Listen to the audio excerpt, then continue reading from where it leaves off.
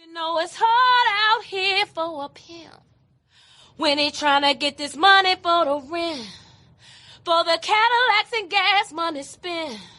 We'll have a whole lot of bitches jumping shit.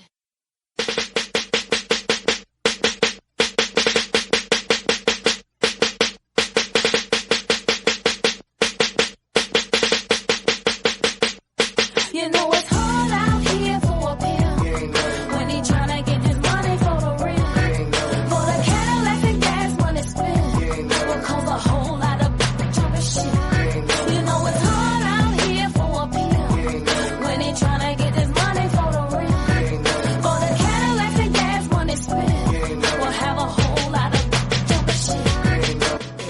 What's going on, party people? It's your man, 50 Grand, the Godfather, Nate Milton, and you are about to listen to another excellent episode from the Nefarious Media Network. Since January of 2025, we have been putting it down for the crown, and we've been committed to bringing you truthful, thoughtful, turned-up commentary as it pertains to the worlds of sports, politics, pop culture, pro wrestling, entertainment, and life. Yes, life. This thing that we are all just trying to get through day by day. An electric word called life, as the man used to say. And that brings us to the drive for 500. Yes, 500 YouTube subscribers, which gets us halfway to monetization, and 500 Patreon subscribers. Patreon.com/Nefarious Media Network. That's our stretch goal for the year. Because if we hit those marks, it allows us the flexibility and the freedom and the funds, quite honestly, to do some more things here at the network, to be more consistent with our shows, to bring you new shows, and to bring some people on to help with production.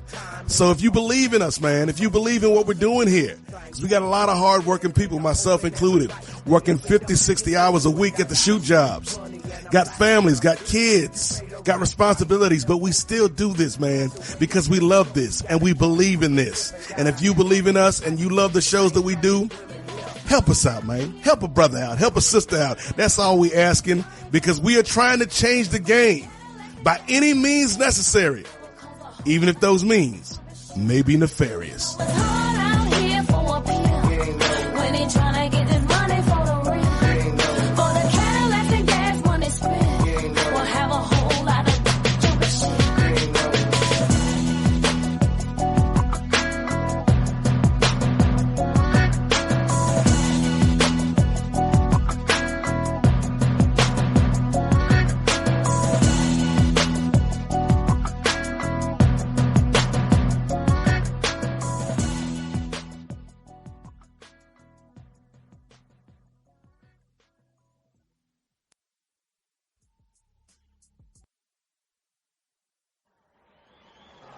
Ladies and gentlemen, this is the main event of the evening.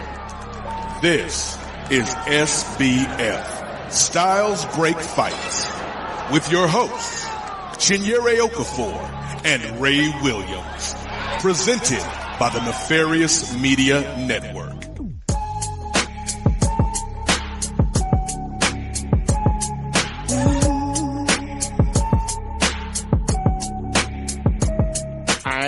Hi. It's your boy Two-Way Ray. And it's your girl, the maestro Gigi.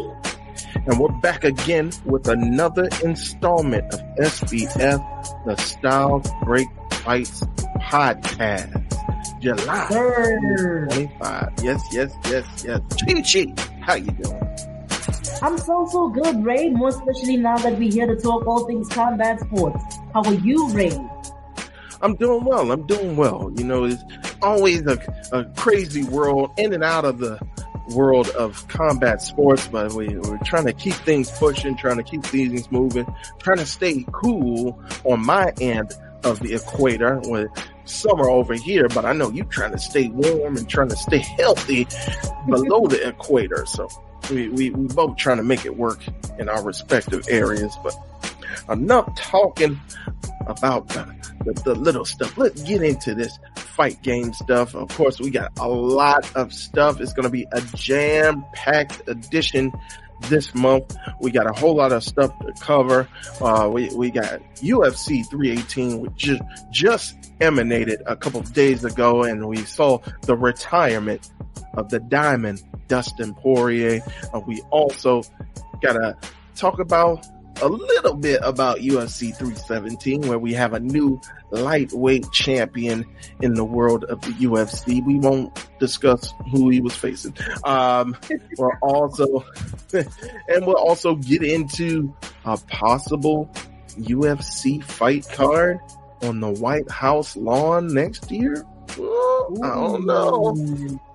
We'll see, and we'll give our thoughts and predictions and the probability about if that will actually go through. But before we do all that, we're going to mix it up. Usually we take care of the most recent cards on the top end, and then we go into the bottom half, and we'll have Chi go ahead and tell us her thoughts about what's going on her neck of the woods across the pond. But we're going to have her start out because it was a very important week with MMA inside the continent of Africa. So Chi, your Maestro's Minute is going to lead us off. So I know you had a lot to discuss. Go ahead. Just take us where you want us to go. Yeah, it's been a busy few weeks here on the African continent, hey? Busy few weeks across like all different sporting codes and everything like that, but especially in the world of combat sports. So this weekend in particular was a big one, right? We had a lot of our South African guys going outside of the country to go fight. We had a lot of people from outside coming in to fight in South Africa, but more on that in just a second, right? So I think first of all, the two guys who were ripping us on the boxing scene this weekend, Kevin Lorena and Phumelele Tafu, unfortunately, they did not get the win, both of them. Of course, Kevin Lorena was the co-main event in that phenomenal Usyk versus Dubois 3 fight card that was happening at Wembley Stadium, right? And Phumelele Tafu was fighting in Arlington, Texas, if I'm not mistaken. So, yeah. But unfortunately, they both did not manage to pick up the wins. But it's cool. They raised the South African flag high. They showed that South African boxing is elite. And there's a reason why South Africa is always amongst the top ranked countries when it comes to boxing. So shout out to the both of them. Much love to them. Much support to them. And we're always going to be backing them. And we know that they're going to come back stronger. So let's go. And then, we've got a lot of things coming up also between now and the next episode that you and I put out, right?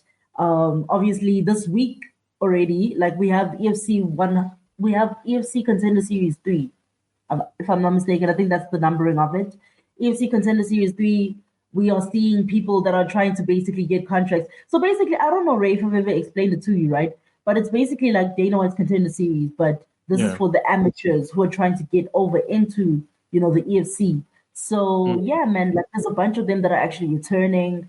I know Grant Farrow is sitting there in the co-main event spot. This is his third Contender Series, and so he's hoping that this is the one that gets it done. Luke Ackers is also going to be on this card. Evian Suits is also going to be on this card. We also have, the likes of Bruce Manzaka or Bruce Manyasi. Yeah, there's a bunch of names, and we've got 2 women's fights. So hopefully we will be able to get some contenders for those women's divisions so that we can get things moving over in the EFC women's divisions and everything like that. And then beyond that, moving over into the month of August, of course, on the 7th of August, we have EFC 126, where we will see our boy making his first defense of the EFC flyweight title, right? And so that's going to be quite an interesting card, I think, because they've kind of put it forth as like Africa's best versus the rest of the world kind of vibe, where we've got like a bunch of people from outside that are coming in to like take on these guys. Willie van Rooyen, of course, is at the top of that card. He's defending his title. It's the first time that he's defending the title. It's quite a task for him to be defending the title, right? For him to be headlining this card. And he doesn't have a co-main event that's like a title fight also. So it's going to be very interesting to see how he's able to pull people and, basically sell this entire card. But in the co-main event, even though right now the EFC website is not quite updated, but the co-main event was announced recently that Ntando Zondi, who was supposed to actually be that third fight on that main card, is going to move up into that co-main event spot. And the reason why is because Aziyasho Chitamba, who was supposed to be the co-main event, right, just so happened to get a little call from the PFL Africa team. And they were like, yo, don't you want to come fight for us instead? And yeah, he did. And it paid off big time. But before we get to that, right? Yeah, so EFC 126 takes place on the 7th of August, which is a Thursday. And then on the 9th of August, we're going to have PFL Africa Johannesburg. PFL Africa Johannesburg is going to be the second installment in this entire PFL Africa series that they've started. And there's just so much, guys, that is happening when it comes to PFL Africa. There is just so much. But I know that they already have their main event and their co-main event locked in. Their main event is going to see Nigeria's Patrick Ochema going up against Kamara, right? And then and that's going to be a featherweight bout. So that's going to kickstart the featherweight series or the featherweight tournament in the PFL Africa Johannesburg series. And then we're also going to have the welterweights contending, and they're going to be in the welterweight division. Esperanca from Angola, and we're going to have Mane, who is actually based in France, if I'm not mistaken. But yeah, so it's going to be quite exciting. The rest of the card is still going to get revealed to us, but I think they're still reeling from PFL Africa Cape Town, which is what we're going to focus on predominantly right now. So, guys, PFL Africa Cape Town is officially in the books. The first one has taken place. It's here. PFL is Africa. In the words of PFL founder and owner, Don Davis, he said it himself. PFL is Africa. So, yeah. Shout out to them, guys, for actually sticking to their word that they're going to bring the PFL to the African continent, that they're going to bring a major organization to the African continent and actually making it happen. I was there to witness it. I saw it firsthand. Okay? I saw it firsthand, guys. The event took place this past Saturday, which was the 19th of July. Amazing event, let me tell you guys. Amazing event. First of all, right, going back to the pre-event press conference or media day that happened on Wednesday, which was the 16th of July, we got to sit down with a bunch of the fighters and just talk to them, and just, they also got to like basically get a feel of like, the PFL vibes. And I think that's when it kicked in for real that, PFL Africa is here right now. So many of them were so cool. I have some personal favorites from that press conference already that I was just like, immediately, I want you to win, bro. I want you to just stand out. But anyway, fast forward to Friday, the 18th of July, which was weigh-in day. We had basically like, weigh-ins. They all came through, they weighed in. I think only one person missed weight, But I think he eventually got on weight. I'm not sure though. I believe that was Shannon Fontonda. I heard something about that. But yeah, either way, the card held up and we were able to go through with the fights. Unfortunately, I know of one fighter in particular who was supposed to be on this card, Ray, but I think a week prior, they had to pull him off the card. And the reason why is because he's an Angolan guy, but he's based in France. His name is Antero dos Santos. So shout out to him if he's watching or if he's listening. Now I'm going to have to force you to listen, Antero. I'm going to have to force you to listen. But yeah, so I know he's based in France, and he told me that the French government or the French council basically blocked him from leaving the country. And so that's why he was able to actually come through here. And that's how Aziyasho Chitamba, who was supposed to be co-main eventing EFC 126, ended up on this card, and he took that slot. But yeah, as you can see there, right? But yeah, so basically, guys, when it came to, so at this point, right, when it's like way in, we start hearing little rumors here and there. Oh, guys, Khabib Nurmagomedov is in town. We're like, what? How come no one's seen him, right? How come no one's seen him? What you mean? Yada, yada, yada, yada. We're like, okay, whatever. Like, it's probably just like, but someone, okay, anyway, yeah. Come to fight night on the 19th of July, right? The first bout that we had on the card was a women's strawweight showcase bout, right? And that was between Juliet Booker from Nigeria and Kaylee Niedermeyer from South Africa. These are two exceptional women in the strawweight division, and I feel like it was just such a great start. You know what I'm saying? Just a great way to start the card. And yeah, Juliet Booker, of course, dominated.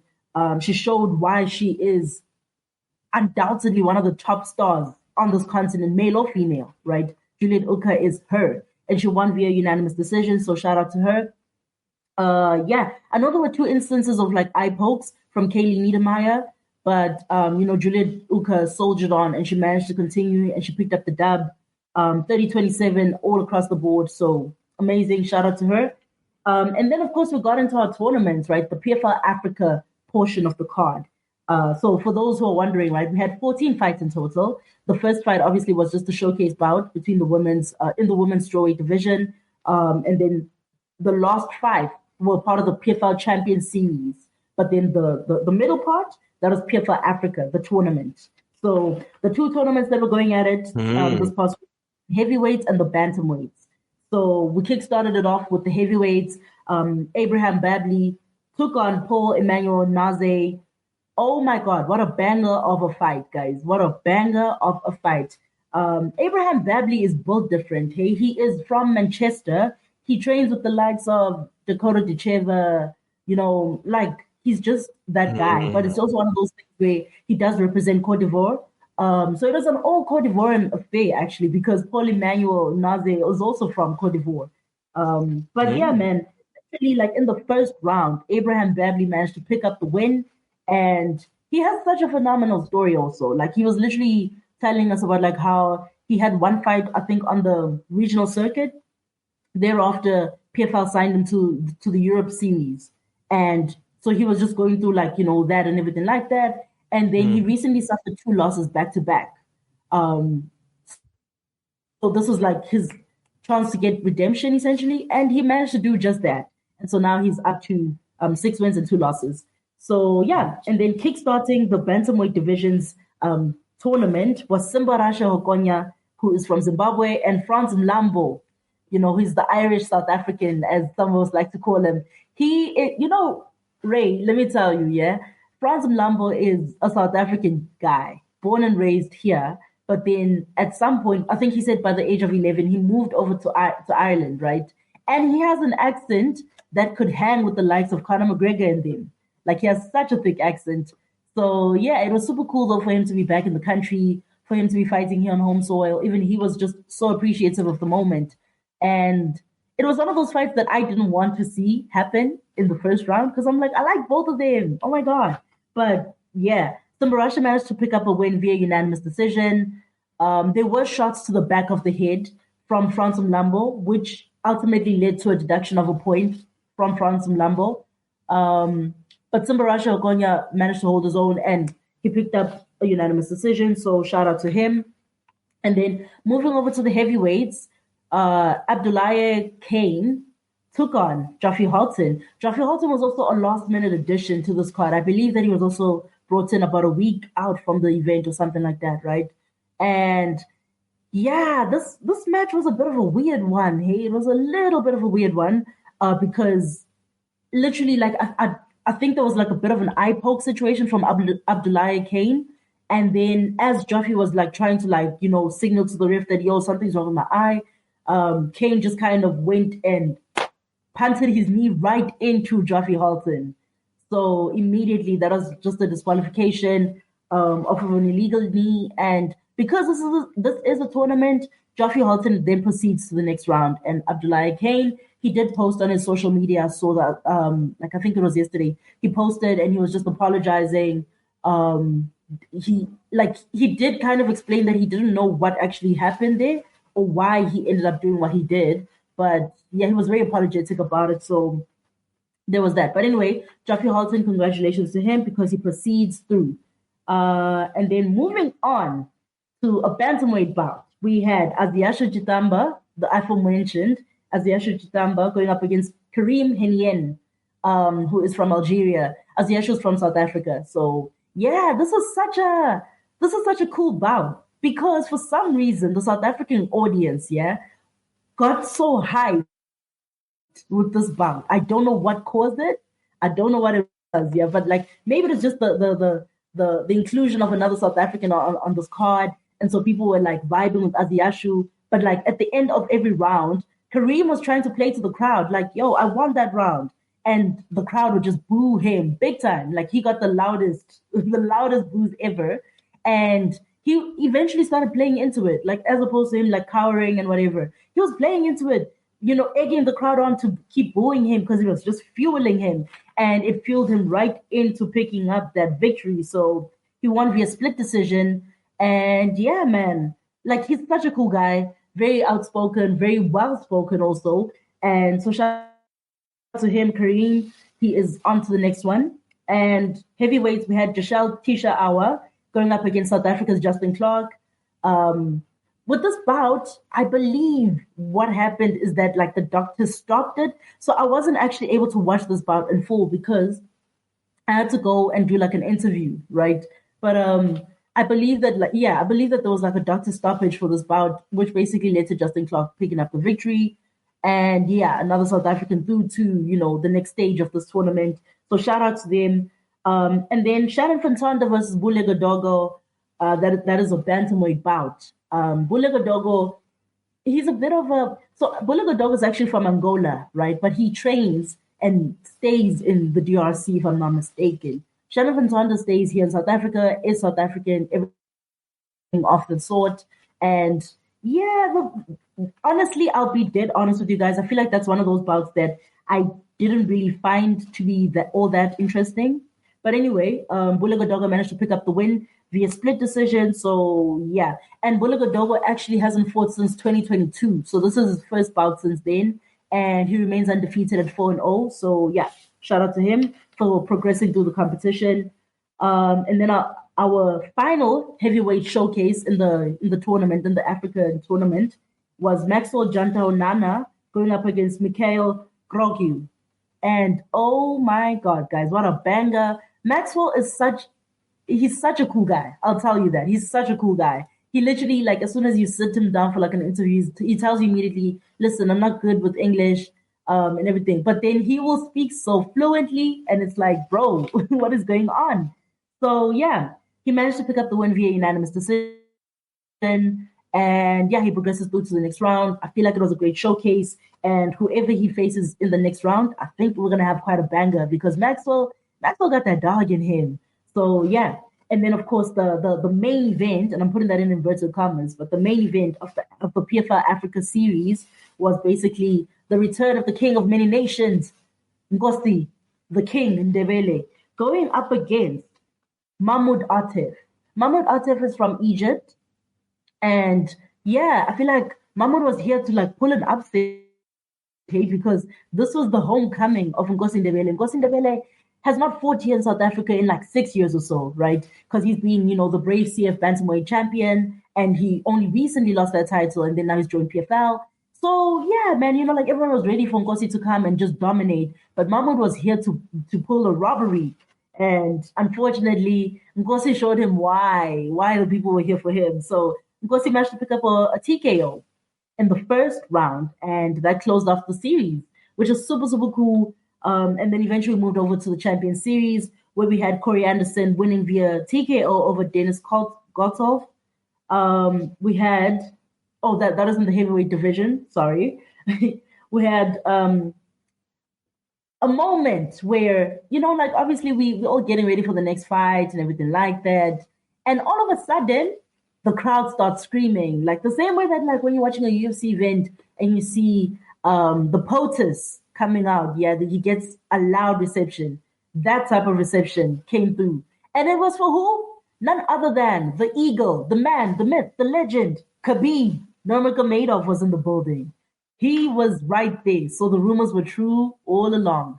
So he was cornering two of his guys, right? And his first guy managed to pick up a win over Takeshi Izumi in the lightweight division. So, and that was Artur Zainukov. And so, yeah, man, like that was super cool. After the fight, obviously, he managed to go inside and be the translator. Every time he tried to talk, the crowd was just screaming, Khabib, Khabib, Khabib, Khabib. Like South Africa loves Khabib. So he's that guy. And then obviously, we had another showcase bout in the featherweight division. We had AJ McKee defeating Khabib's other guy, which was Ahmed Magomedov. But you know what, it's okay. It's cool. Still, we're running on high energy and everything like that. Everyone is still very happy. But AJ McKee, it was great to see him back in the winning column. It was great to see him you know, I feel like he kind of had a lot to prove, but also he was just ready to just move back down to featherweight. And this was like a nice environment for him to do so. And he managed to walk away with the W. So shout out to him. And then the co-main event, we had the women's flyweight bout between Dakota Ducheva and Sumiko Inaba. Ooh, it was a classic England versus USA bout, guys. It was a classic England versus USA bout. Sumiko Inaba was obviously that person that you look at and you're like, she's kind of like the underdog because Dakota is undefeated, but she's got so much in her arsenal that she could pull off a major upset. The ladies Dakota got the loudest like entrance pop of them all, literally, because she came out to a song that everyone was vibing to, and it was just vibes. It was lit. And yeah, man, like they basically got into it. Dakota broke her hand at some point. I think it was in the third round. It was where she broke her hand, but she continued fighting on. I think she did signal to her corner that, there's an issue with my hand, but yeah, she managed to continue fighting on. And she was just so devastating. Now, I've always liked Dakota and I've always thought that she's a total badass, right? But for me to actually watch her in person, witness that, guys, oh my God. Like I witnessed the magic in person and it was great. And she is an absolute destroyer. And she managed to pick up a win via unanimous decision. So yeah, that led us right over into the main event of the evening, which basically was seeing Johnny Eblen making his first PFL middleweight championship title defense against Castelo Van Steenis. And woo, guys, oh my God. I think like the first two rounds, I would say went to Johnny Eblen. And then after that, it was kind of like Costello was kind of getting in his groove, I think, as we're going into the championship rounds. Costello Van Steenis was going into his groove and everything like that. And literally, I think in the last 10 seconds of round number 5, Costello locked in that rear naked choke and pulled off a major upset, walked away with the title, and he is the new PFL middleweight champion. So yeah, shout out to the both of them, because they closed off the card with such a banger. Everyone was so invested. And yeah, guys, we have a new champion in the PFL. And it happened right here on the African continent. But I would be remiss if I didn't mention that there was someone who was missing in action from this whole event. And that was none other than Francis Ngannou. Yeah, so Francis, obviously, we all know that, like, obviously, he left UFC, he went to the PFL, and then they started talking about like PFL Africa. But then he wasn't in attendance for this event. And at some point when the media got to sit down with Don Davis and actually ask him about it, Don Davis did actually, he was very blunt about it. He was like, he also is a bit disappointed. He doesn't understand why Francis wasn't able to attend. But yeah, he really did want him to be here because this is Francis's baby. So yeah, hopefully Francis will be able to be at the next one, or at least at like, the semifinals and the finals, which could happen before the year ends. And then something else to also note is that they do have 4 events planned for this year.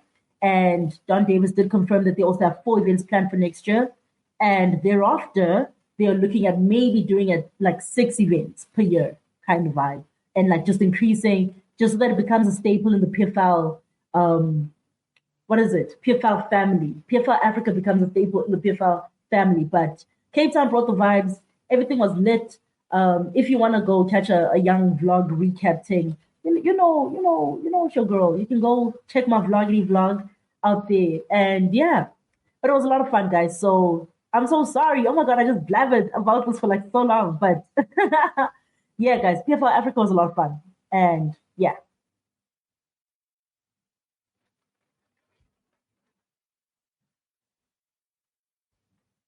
Ray, I can't hear you.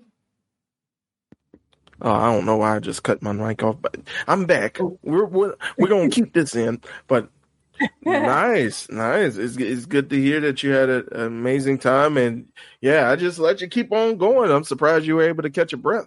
But I did want to kind of circle back on a few things that you mentioned during your recap of everything. So, Khabib, that's interesting that he has such a big fan base. Is there anything in particular about him, or is it just because he's just being he was just so dominant and so popular in the UFC that people have gravitated towards him? Or is it something specific within Cape Town or within South Africa that they have a more maybe intimate relationship or intimate vibe with Khabib? Yeah. I think it's probably like a little blend of the two. Obviously, Khabib is who he is, right? Undefeated. He's a legend. Unproblematic king for the most part. Unless Yeah. Conor McGregor's in the room, then yeah. But I think so. It's definitely that, like, just the respect for him and for what he's done for the sport. But also, Cape Town is one of those places that has quite a big Muslim community, right? And so Khabib is kind of like sort of like the first MMA fighter that I think a lot of us can think of when we think of like Muslim fighters, right? He's the first big name that kind of popped out and was like very involved in his Islam religion. And so, yeah, man, like being in Cape Town specifically, I think that pop that he got was because a lot of people relate to him. A lot of people see themselves in him. But also just his demeanor, man, like the way that he is, he's just such a cool guy, you know, like he's given us so many iconic lines, so many funny things to say. And so the crowd was just very, very happy to see him. We were all just so hyped to see him, a living legend, you know? Yeah, so I think basically that's probably what it was. Okay. He And even then, posted about it, Ray. He even posted about it. And he was oh, like, really? Okay. we were like, Oh, you were mentioning. I'm sorry, I didn't mean to cut you off. Go ahead. no, it's okay. You said he was mentioning what? You just did this. I was like, what? Yeah, no, I was saying that he must come through because he was talking about like coming back. And I was Oh, like, come through then. I You might as well just move here. uh, But yeah. I'm surprised you didn't try to sneak and get an interview with him. Oh my God, he had so much security with him. Like Oh, literally, really? he's a cornerman, but there was so much security around him. Like literally, as he would move to just go into the PFL Smart Cage, just so that he can like corner his teammate properly, security would be moving with him. So I just knew that there was no chance. But I would have tried. I would have tried for you guys. Yeah, I'm that's crazy that a coach has security, not the fighter, not the coach. But and hopefully he didn't take South Africa's equivalent of Frontier airline. So hopefully he had a good trip, a good experience from his native of Dagestan. But also I wanted to kind of move on to, you mentioned Dakota Decheva being in that co-main event slot, and she just seems like her star is just rising, just not only in PFL but in the MMA world in general. I think she is on the rise to be like one of the top stars, male or female. But you did mention the injury. She did mention in the cage that she re-signed with PFL. She did not resign. So please fix that, ESPN MMA. but yes, she did re-sign with PFL. So I think I think she's going to be the future. But we talked about not only her, but also AJ McKee, which is, he's been around for a while, but he's still relatively young. So I do want to ask you, who do you see as like those not only up and coming stars, but emerging champions? I brought up a Decheva. I brought up AJ McKee. Is there anyone else, or are those two kind of on your radar as well? Yeah, those two are definitely on my radar. But I'll tell you what, someone who really, really impressed me, right, was Corey Anderson. I was super invested. And the reason why is because during the pre-event press conference, I got to actually ask him a question, right? And I asked him how he feels about the fact that like his opponent, Dennis Goltsov, has so much experience, right? He's probably the most experienced heavyweight that we've got in MMA, right? And so I was like, how does he feel about the fact that he's taken on such an experienced athlete? And, even though like he has such a big name to him, people might then be counting him out a little bit and everything like that. And he showed so much confidence. And he was like, I've fought experienced guys before, and this is no different. and I will show why I'm still him and why I'm the person that I am, right? And I feel like he went in there and he did exactly that. He won via TKO. Like I was like hella impressed, and I was like, okay, cool, because I mean Dennis has so much experience, and sometimes that does play a factor. But yeah, shout out to him also. But definitely Dakota Ducheva. And with regards to her re-signing with the PFL. I know some people were like, oh, she should have gone to the UFC, right?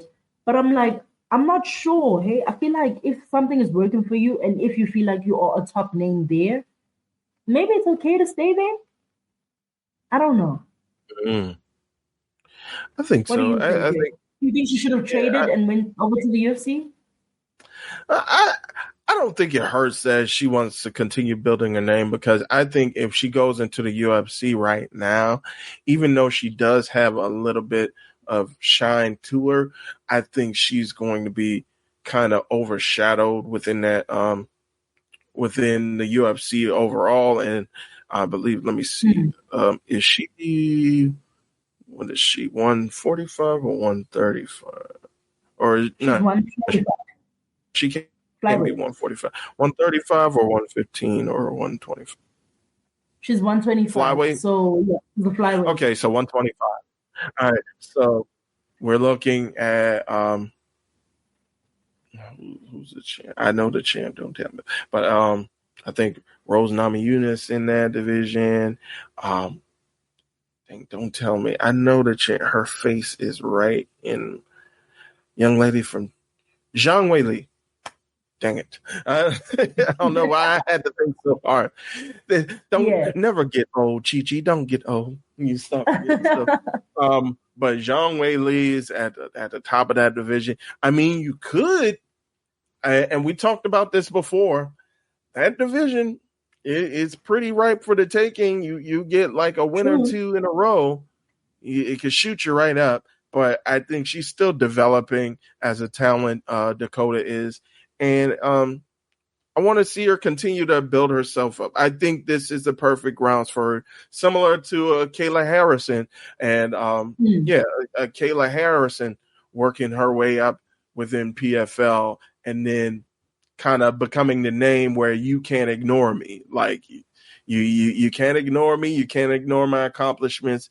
You're going to have to pick me up sometime. So I think that Dakota is still within the emerging phase where she can start working towards that. And I think it doesn't hurt her that much to be in PFL and still build her name up a bit. And then I think once she becomes like championship level within that promotion, then I think she could start looking at, all right, maybe the UFC will take a chance on me. So, and I think that'll definitely shoot her if she has a decent run, if she ends up winning a championship and she has a decent run, I think that'll definitely shoot her up into title contention if she chooses to move over to the UFC. So yeah, I feel like with her injury now, because I remember like we had like a little media scrum situation like after her fight, right? Or rather after the event ended, we had a little media scrum with her, and she was getting a little emotional when she was talking about like the injury, right? And I think you can even see it in like her recent post on Instagram and stuff. She's not even like posting the full arm for you to see that it's like all costed up and stuff. She like has it in like a hoodie kind of vibe, and that's how she pulled up to the post fight media scrum situation. And she was getting very choked up talking about it, about like how she's been out of action for like the last 7 months, right? Because between nobody really wanted to take her on, like the lack of competition and things like that. And then she finally gets a bout. It only like this is her first match of 2025. And she picks up a win and it's all good and everything. But now she's dealing with this injury, which could keep her on the shelf for a little bit longer also. So I think she also realizes that like it is going to be a bit tough. Especially like if you still are trying to build yourself up and everything, because then this is maybe the rest of the year that she can't compete.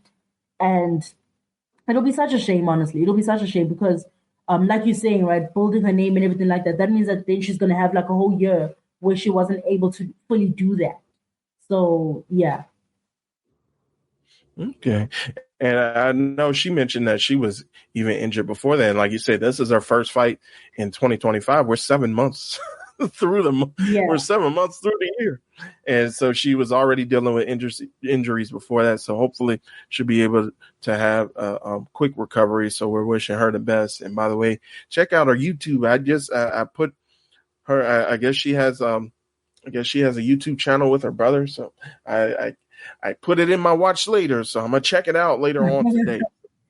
Support people not only in the UFC, and I had to tell my colleagues this last night, because I think Downtown Gerard Brown, host of Ring Theory over here on Nefarious Media, we were talking about what the subject that we'll get into pretty much right after we finish with this topic, but he mentioned UFC is the sport, or UFC is America's sport. And I'm like, you mean MMA? But that's the thing, like yeah, I know. Over here in the States, like that name brand value has so much weight to where they don't see everything else. Like they don't see the one championship. They don't see the PFLs. They didn't even know about the Bellator. R.I.P. Bellator. Moment of silence. R.I.P. Bellator. But yeah, it's that name brand is, and it's kind of like Chris was kind of piggybacking off of that and saying it's a similar thing with WWE. A lot of people, they just know wrestling as WWE. They don't know anything else. They don't know AEW. Some people don't even know WCW. Like they just think it's all the same. So I think it's good to support folks who are outside of that UFC bubble who are making things happen, and Dakota Dicheva is one of those people. So last thing on PFL Cape Town. So you mentioned Johnny Eblen taking that upset loss. So, and I was thinking that he was going to be one of those like stars that kind of help bring more eyeballs to PFL. Now that he had this shocking loss, and like you said, with 10 minutes or 10 seconds rather, 10 seconds remaining in the fight, gets this submission loss. What do you think is next for him? Should it be an instant rematch, or do you think like he needs to work his way back up? So the funny thing, and this is why guys are actually like, please invite me to more of y'all's events, please. You know, media promoters and whatever, invite me. Come on, because now I got a little inside scoop, yeah. But when we were speaking to Costello Van Steenis, right, who's the new champion, right, he made it clear that his first title defense, he would love for it to be in Spain. He would love for it to be in Spain. And he threw out some names, right? I think he threw out like 2 names, one of them being Fabian Edwards. Oh, okay. Yeah. Now, I got a question.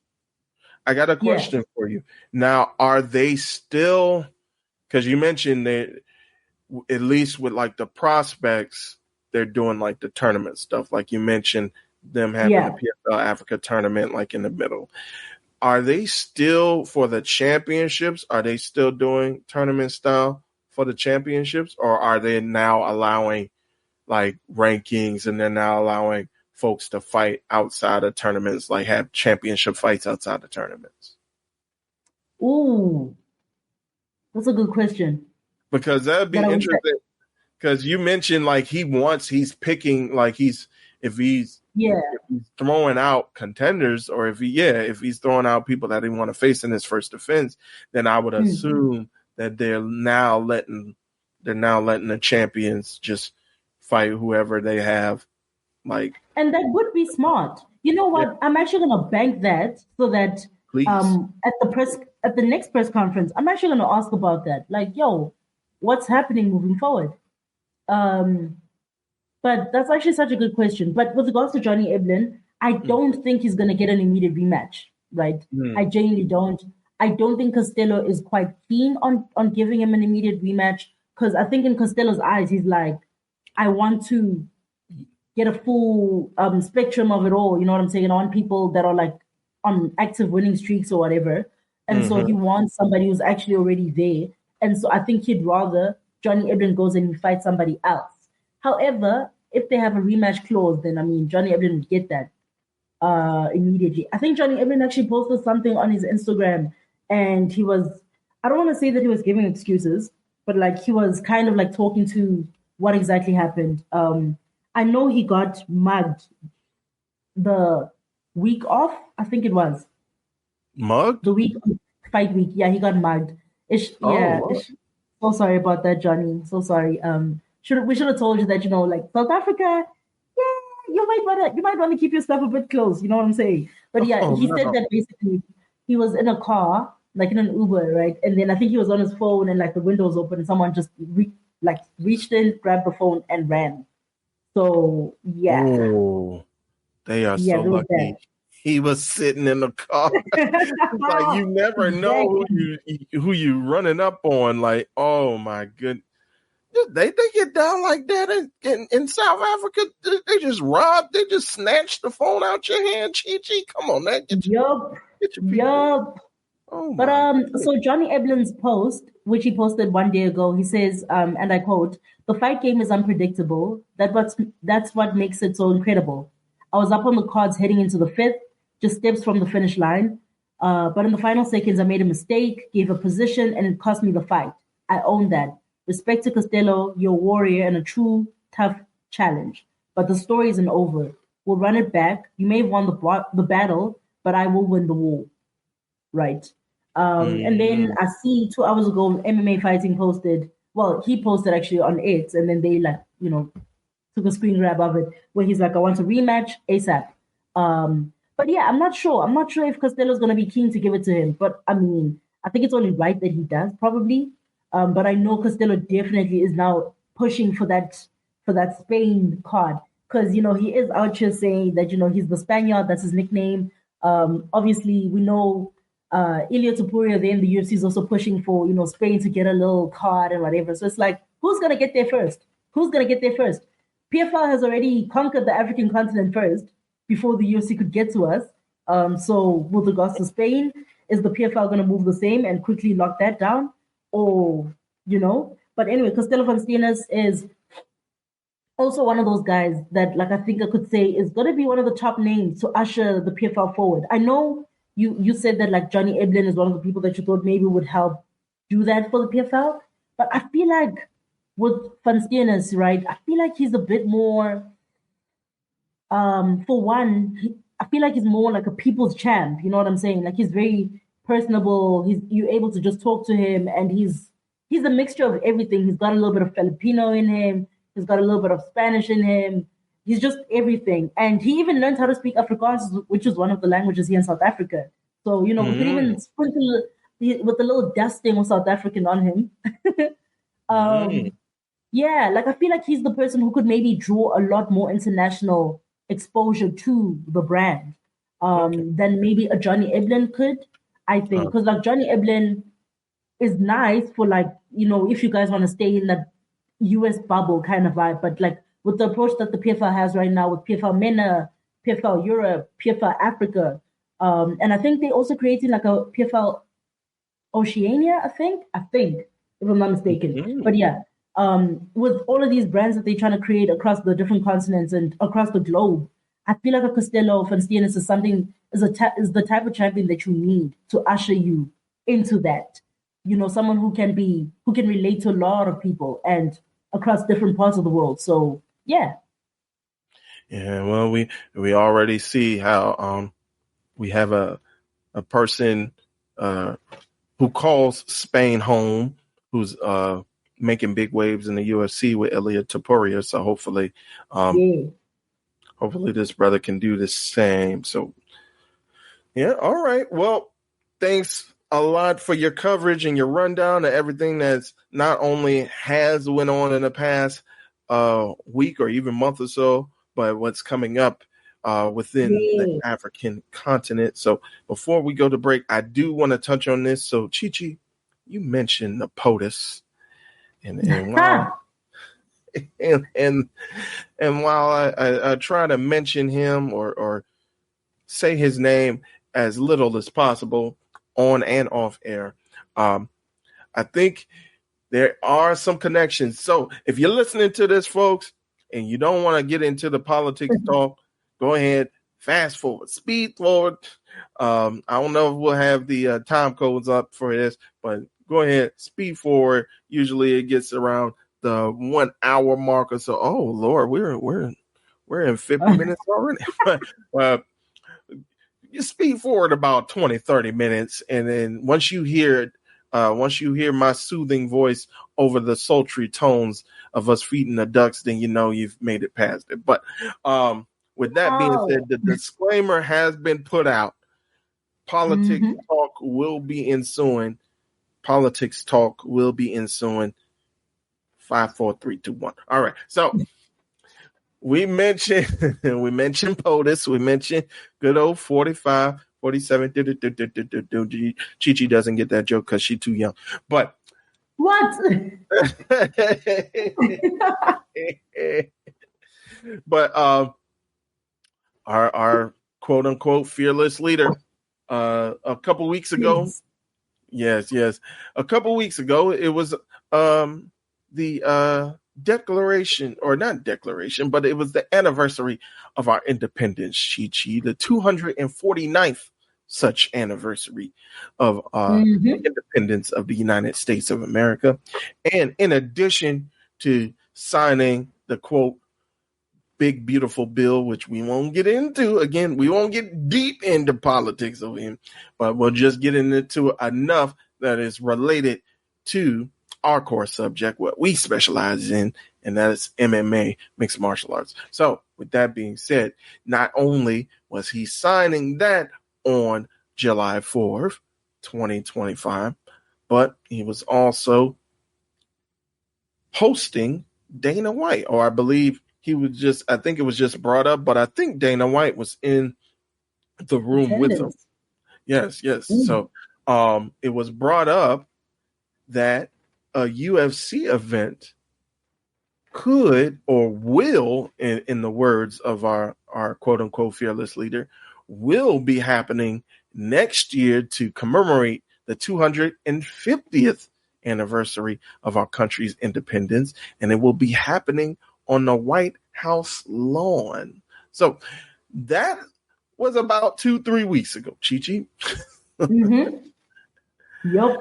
Well, what a difference 3 weeks can make, Chi-Chi, because we've had so much talk, and I think we were talking a little bit off air, and I mentioned the word, or the name rather, of Jeffrey Epstein. So you were familiar with the name Jeffrey Epstein. For those who are not familiar, who've been living under a rock, Jeffrey Epstein was formerly a famous financier who back in, I believe, 2018 or 2016 was convicted of federal charges of sexual assault to minors and X trafficking, or sex trafficking. I'll just keep it like that. So and then while he was under supervision rather,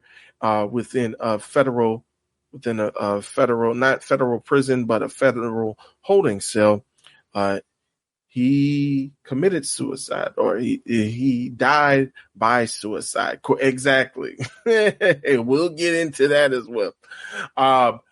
So why is that so important? Why do we need to know that? And what does that have to do with MMA? Well, Jeffrey Epstein had a lot of famous friends. He had a lot of famous colleagues, and some of them were alleged to be in on the ring that he had going on. One of those alleged friends is one Donald J. Trump. I'll say his name now because his name. So, and this is based on a lot of pictures with the two being chummy with one another, with Jeffrey saying in writings that Donald Trump is my closest friend, with Donald Trump saying that I like Jeffrey. We have the same interests, and we both love women, and we both love young women. And again, this is not. I am not just pulling this out of my keister, folks. He said this on air, or he said this in interviews, folks. You can find this. So, fast forward to now. So, a lot of people, ever since this particular administration has gotten into power, one of the things that they've been hanging their hats on, whether it be the now director of the FBI Federal Bureau of Investigation, like our national law enforcement, Kash Patel, whether it be our attorney general, which is the top lawyer in the country, Pam Bondi. Both of these people have said before they were appointed in their positions that they want these Epstein files out, that Epstein has this list of people that he would be in cahoots with in order to send young folks to for their desires to be met. I'll just keep it in there. So they've always been talking about release the list. We need the files, open up the files. So now once these people get into power, once the administration comes into effect, now they're giving out little hints in there. And this is what they kind of fed their base on, the MAGA base, the Make America Great Again base off of, is we're going to release the Epstein files. We're going to give it to you. We're going to give you all the information. We're going to be transparent because we want to protect our children, right?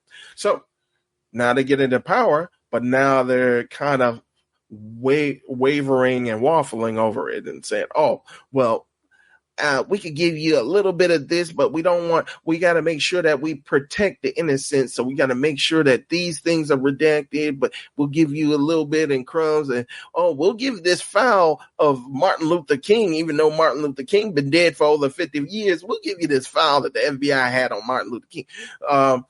So then the base is becoming more and more frustrated. And it's like, you guys told us that you were going to release this stuff. Then it was a particular day that Pam Bondi said, we're going to release everything. Just stand by. We're going to release everything. That day comes, all they did was release stuff that was already in the public eye. Any new information. So now the base is getting really mad now. So now fast forward to, I want to say about a week and a half ago, people are still on it. Like, reporters are still asking Attorney General Bondi about this. They asked her while she's sitting with the president next to her. And before she could say anything, President Trump gets on and say, wait a minute, we're still talking about this Jeffrey Epstein nonsense? He's been long dead. We don't need to be bringing up this stuff. Like, the radical left could have brought it up before, but they didn't choose to. But now y'all guys want to come down on me. We're moving on to bigger and better things. Don't you know it's stuff happening in Texas, the floods, and you're bringing up this Epstein guy?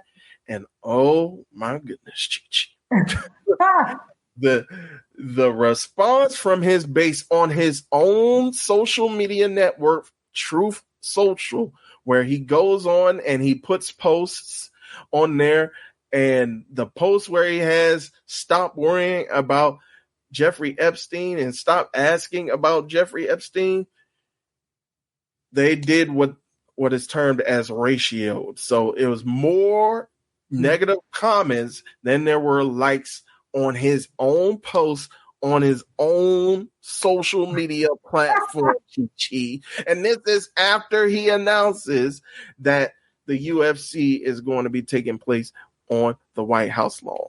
So that's how I tie it all back together. So when we have this radical base who is now turning on its leader, and he's trying to pander to these folks to get them in for UFC blah, blah, blah on the White House lawn next year, I don't think it's going to work.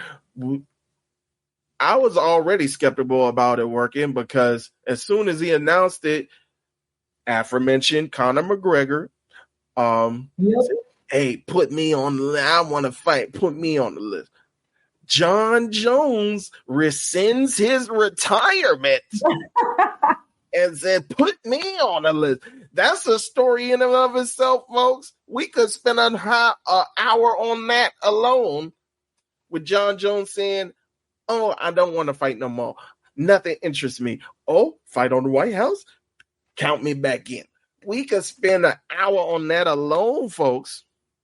But I do want to touch on mainly that stuff was already, and just thinking about what the security risks are going to be involving with the Secret Service. Like, you already, brother, you had people shooting at you while you were campaigning. Now you want to invite people, just random folks, and they're not going to be random. They're probably going to be ones paying like $20,000 to just sit on the lawn and watch people get bludgeoned.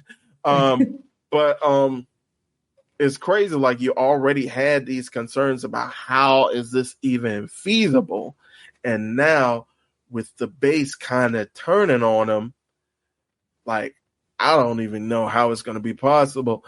Like, especially again with the unpopularity now that people are seeing with the big beautiful bill that was passed by our Congress and signed by him.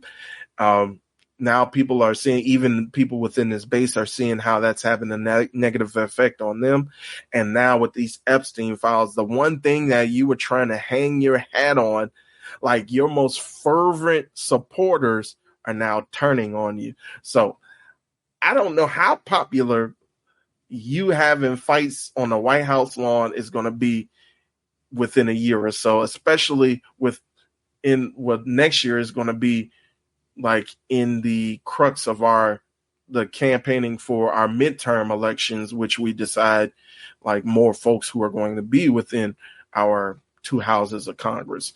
So, so all that being said, Chi-Chi, do you think this thing going to happen with all this stuff surrounding and in the air with our current administration over here in the States, and just the logistical nightmare that it's going to be in and of itself? Like, do you think what's your percentage chance of this happening?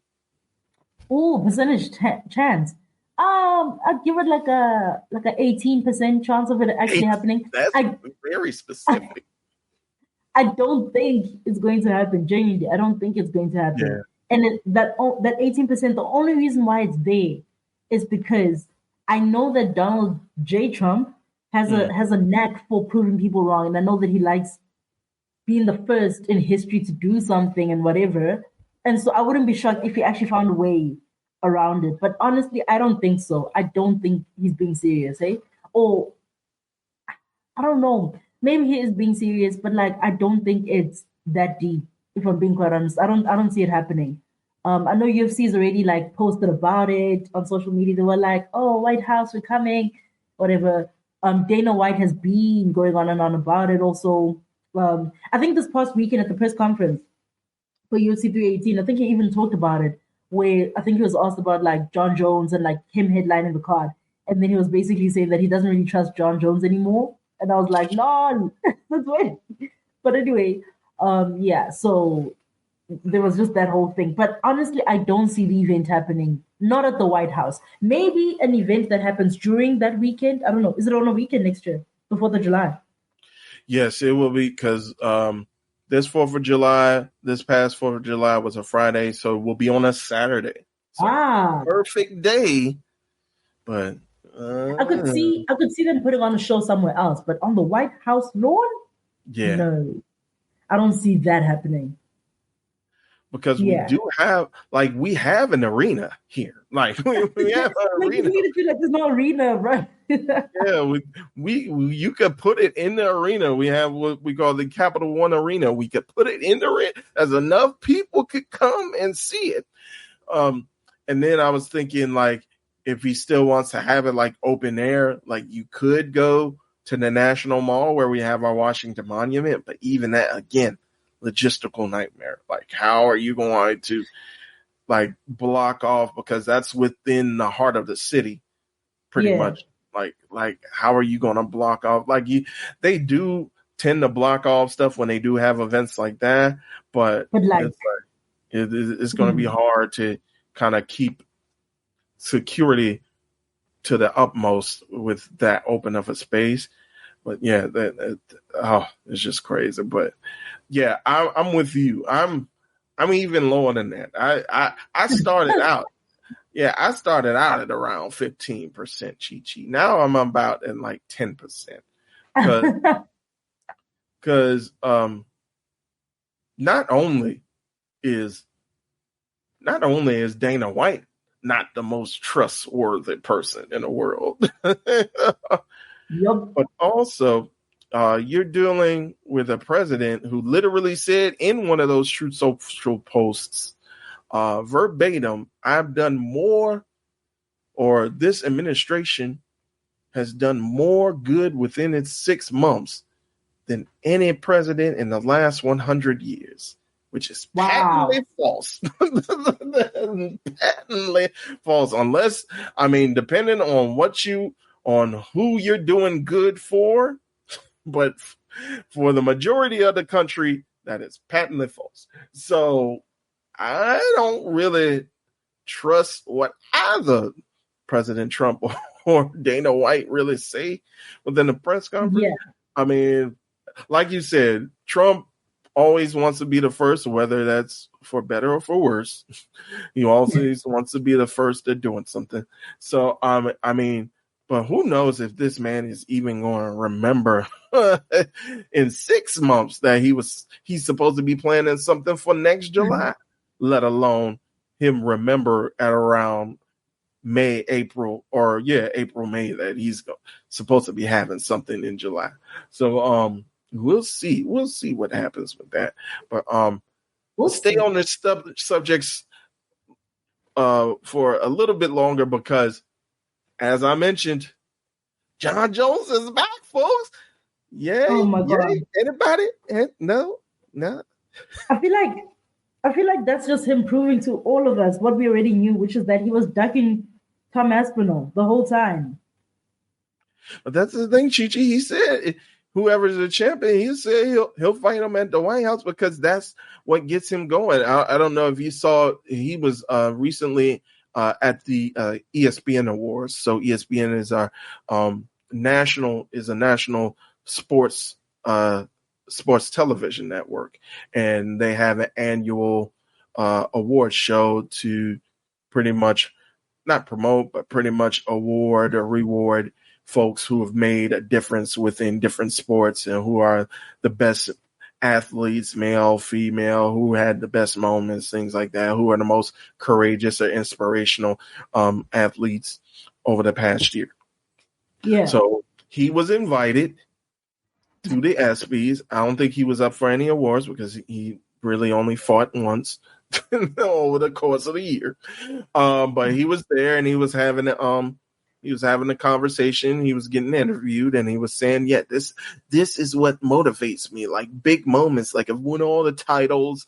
I've had all the reigns, like, but this will get me out of the bed and into the gym. Just like a once in a lifetime thing where you get to fight on the White House lawn. This is what gets me up.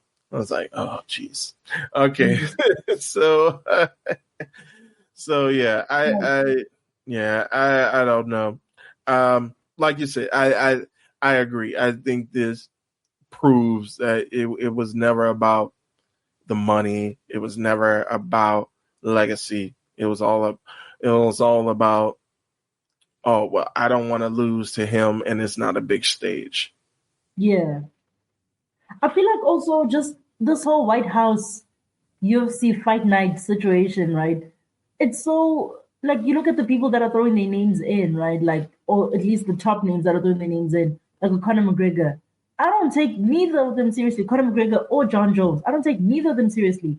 And I know John Jones was like, he put out like a lengthy statement on Twitter after Dana said what he said, where he was like, yeah, he's disappointed in like, those comments that were made, but he is still in the UFC's drug testing pool and he's staying sharp and he's continuing to train like a professional and whatever. And I'm just like, bruh, we don't care. We don't care. Like, we don't care. Literally. And then Conor McGregor is one of those people who you'll be like, okay, cool, come through and fight, even though, he is Irish, but it's okay, it's cool. Come through and fight. But it's like, dog, like, he could literally drop you at any minute. Or he could, bro, with how long Conor has been out doing God knows what. And yeah, bro, you never know. There's so many things. I feel like he's even more of a gamble than John Jones. Yeah. Like keep your photos above your waist, brother. Don't nobody want to see that. Like Wait, I was like, no, absolutely not. Absolutely not. And it's definitely him. It's definitely him. Yeah. Anyway. And then but yeah, man. But I was about to say we didn't even get to, like, you mentioned those two and not taking them seriously. Let's also not forget that those two have like some not criminal ties, but have some legal issues, some legal woes that I don't even think should get them through the door at the White House, even though I think they did have Conor McGregor. But hey, we got a 34 time to be fair, isn't POTUS himself also technically not supposed to be there? That's what I'm saying. We got a 34-time convicted felon who's sitting at the top position in the world, the top political position in the world. So I guess they literally just let anybody in these days. So, but Ray, I have a question for you. What's up? So I know PFL, Don Davis specifically, right? Immediately when that news dropped, he was immediately heavy on it. He threw his name into the mix also and was like, PFL would also like to be involved, right? We don't want it to just be a UFC thing. We want it to be an MMA thing, and a celebration of MMA, in the US and whatever. And so he was talking about like all of his top stars, Chris Cyborg. He's talking about Francis Ngannou. They're talking about all these top names and everything like that. So do you think, first of all, that the UFC would be willing to co-promote with the PFL for that one event, right? But also, do you think that if the PFL does somehow find a way to become a co-promoter, do you think that the chances for it happening then go up a little bit? First off, it took all of me not to say no as soon as you said co-promoting. No.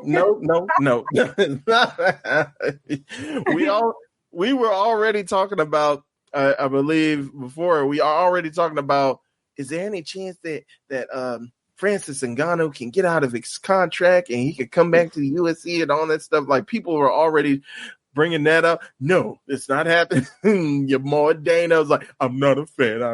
It's not going to happen. I'm not a fan. And you already had Dana calling PFL SHIT promotion. No. You just had two SHIT promotions combined into one big SHIT promotions. So yes, no, I think Dana and TKO are not going to see the benefit that they can get by having PFL involved or being a promoter.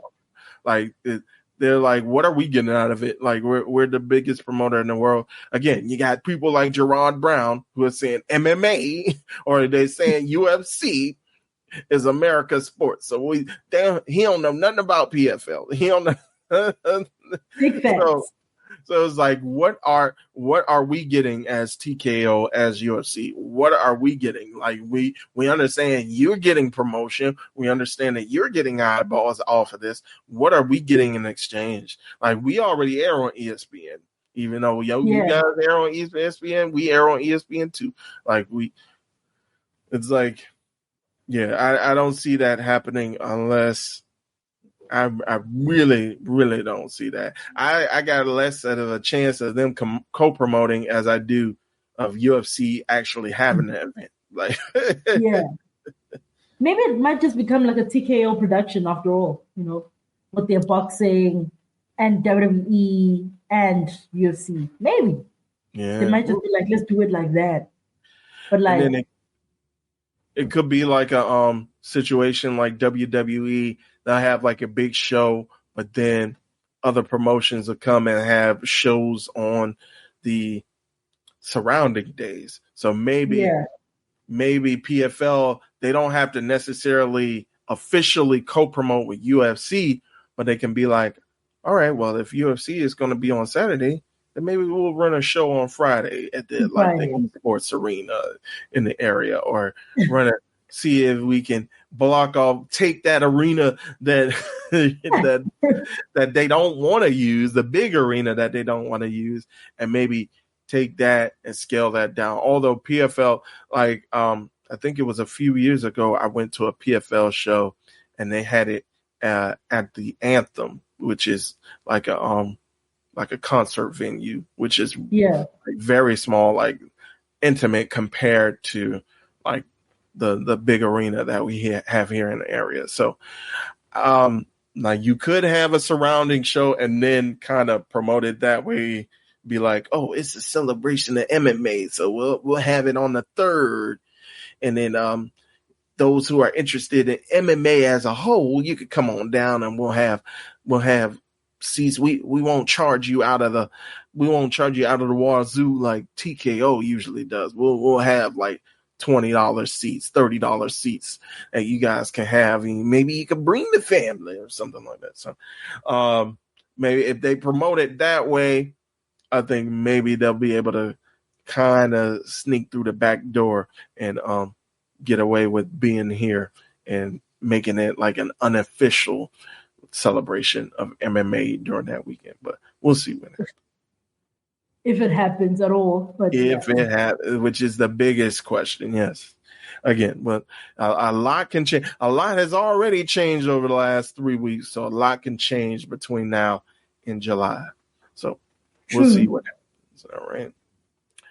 And with that, we're going to go ahead and close out this portion of the program, this half of the program. Like I said, we being wacky, guys. We're being like EO Scott. We're being crazy. We're mixing things up. So on the back end, we're going to get into the reviews. Just keep doing it. We're going to get into the reviews of UFC's 317 and 318. We're going to talk about our thoughts about what transpired, including the dusking of the diamond. We're seeing the sunset. We're seeing the cowboy ride off into the sunset. And one Dustin Porier, we talk about our thoughts on him, and hopefully he doesn't on a whim decide, no, I'm not retiring. I'm going to fight in the White House too, like some people. We'll see what happens when that, and we'll get into all that on the backside. So please stay with us.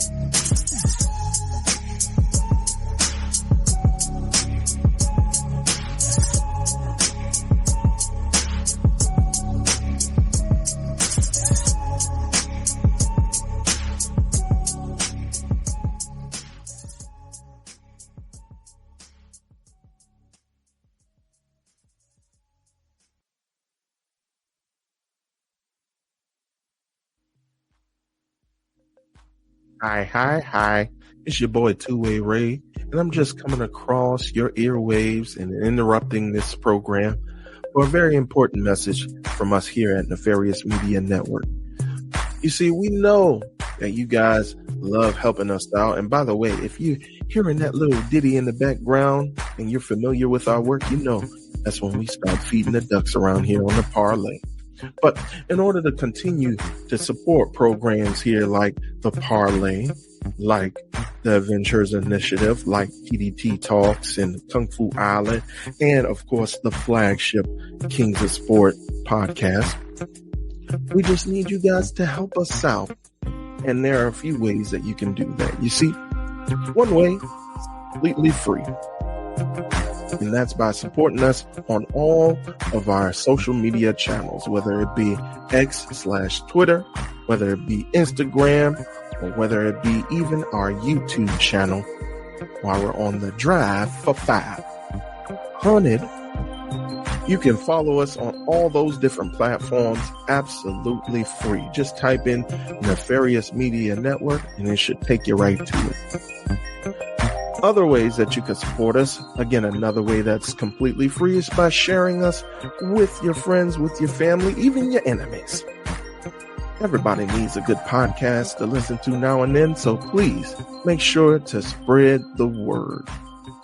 And one more way that we can continue to bring truthful, thoughtful, and turned up entertainment and education to your earlobes and to your eyeballs is by supporting us on the Patreon, patreon.com/Nefarious Media Network. You see, you can get over 300 hours of great entertainment and education, whether it be in the realms of comic books or sports, professional wrestling, politics, even on sometimes education, as Professor Chris can drop some knowledge on you every now and then.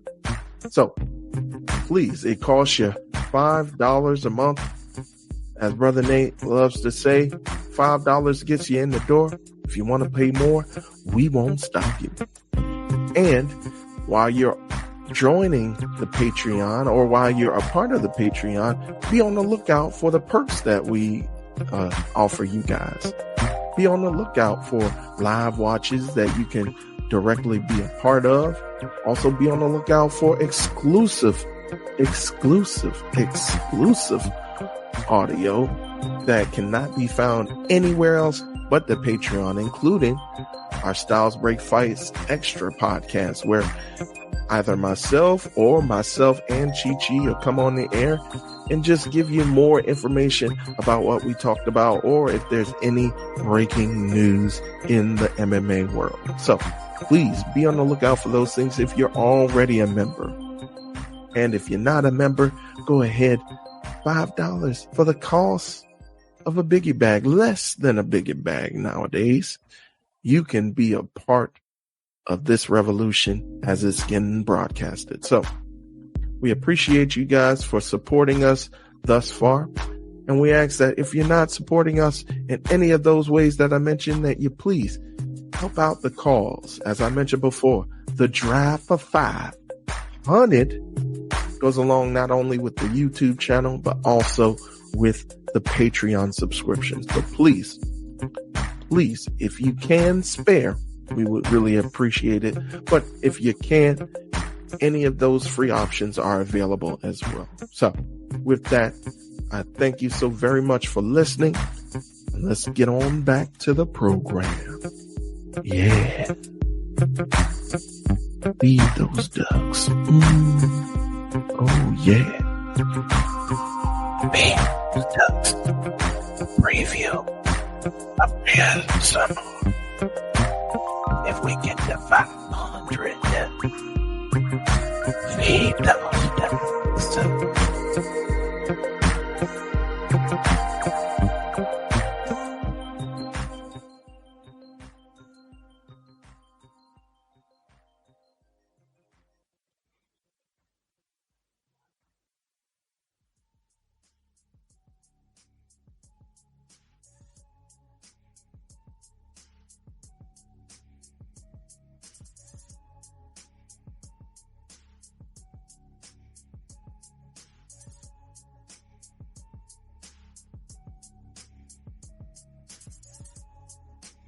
And we are back again for the second half of the July 2025 installment of the SBF podcast. So first hour, or the first hour and a half, we are covering USC possibly coming down to the White House. Mr. White going to Washington once again.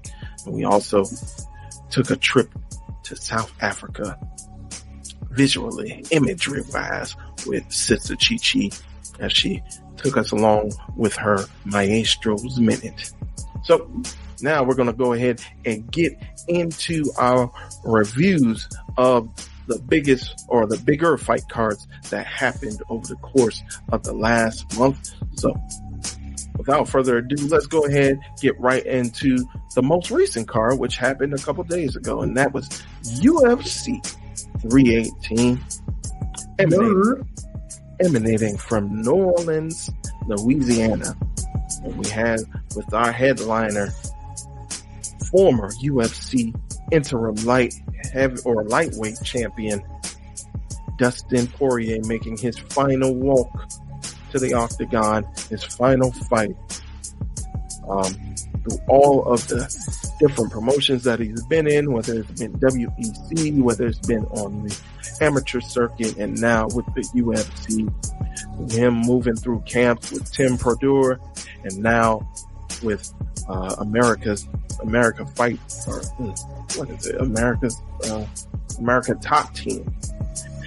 Just all the different iterations, whether it's been him fighting in the 145 pound weight division and then coming up to 155, and then I think having a little bit of a I don't know if he fought at 170 maybe, but I wouldn't put it past him. But anyway, this brother has been on a journey throughout his entire career. He's lived 1,000 lives within his entire MMA career, and it all concludes and culminates with his third fight against Blessed Max Holloway. We had a big time fight between those two. Those two went the distance, and in the end, Max Holloway had his hand raised to be a bit of a spoiler, but not too much of a spoiler for the outgoing diamond, Dustin Porier. So first off, Chi, what do you think of the result, and what are some thoughts that you have on the career of one Dustin Diamond Porier? Dustin, okay, I'm gonna answer first on his career, right? Dustin is one of those people where ever since I think I became like an MMA fan, he's always kind of been like a staple in the UFC, right? And also just in overall MMA. He's just always been that guy that like a lot of people would talk about him. You'd hear his name quite often, associated to some legendary bouts, associated to some legendary eras in the UFC and everything like that, right? But for some reason, he just never could quite achieve that undisputed championship status, right? And like, it's so, I feel like that's kind of the part that's a little bit bittersweet, that like, okay, obviously he did hold the interim gold, right?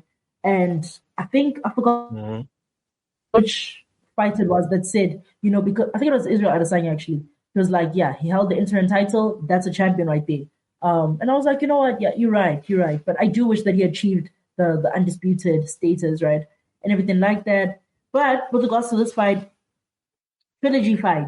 I love a trilogy fight that is nice and spaced out, that has a lot of history, a lot of stories to it and everything like that. And so I was super, super excited about this bout. And it went, I think, the way that I was hoping, right? I didn't want to see someone get knocked out. I did not want to see any of them get knocked out. I was good off of that, especially not Dustin. I'm not trying to see him go out like that.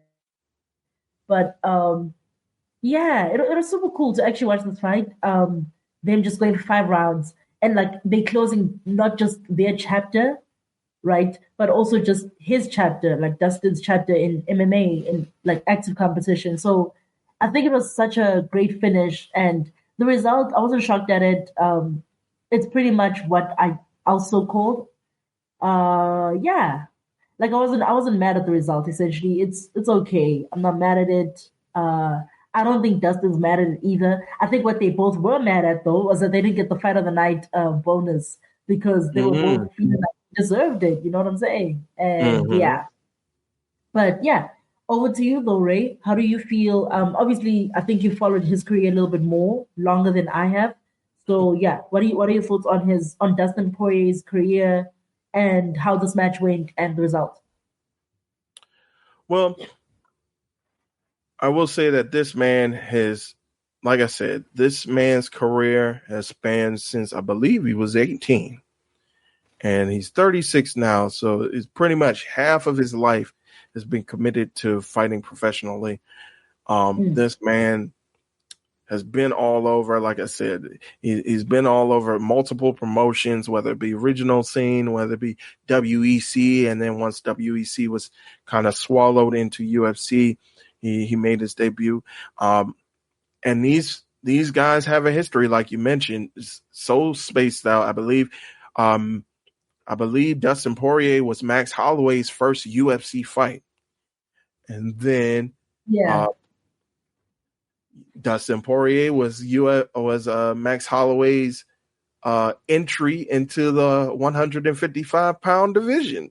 And it didn't go so well for them. So I think that their history spans a lot as well. And just seeing the different iterations of Dustin, whether it be just him, I was a big fan of his early on, and just having that like spitfire and confidence and having an attitude. But then, like you said, he just couldn't get over the hump against like the top competition, especially with that first fight against Conor. That was pretty much like, I think a lot of people were trying to say like, oh, well, this shouldn't be a number one contender fight, but it was like a de facto number one contender fight to see who was going to take on Jose Aldo. And like Dustin Poirier kind of getting flustered a lot. And he spoke about this before. It was a lot of immaturity back then, and a lot about him getting riled up about what people say. And he was just like, I hate this guy. I just hate this guy.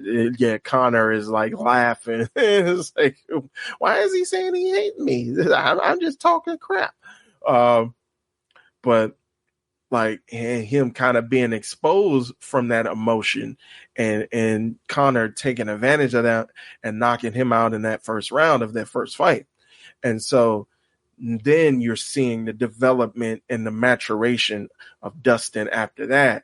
And it's like, I don't have to put like a bunch of emotion into this.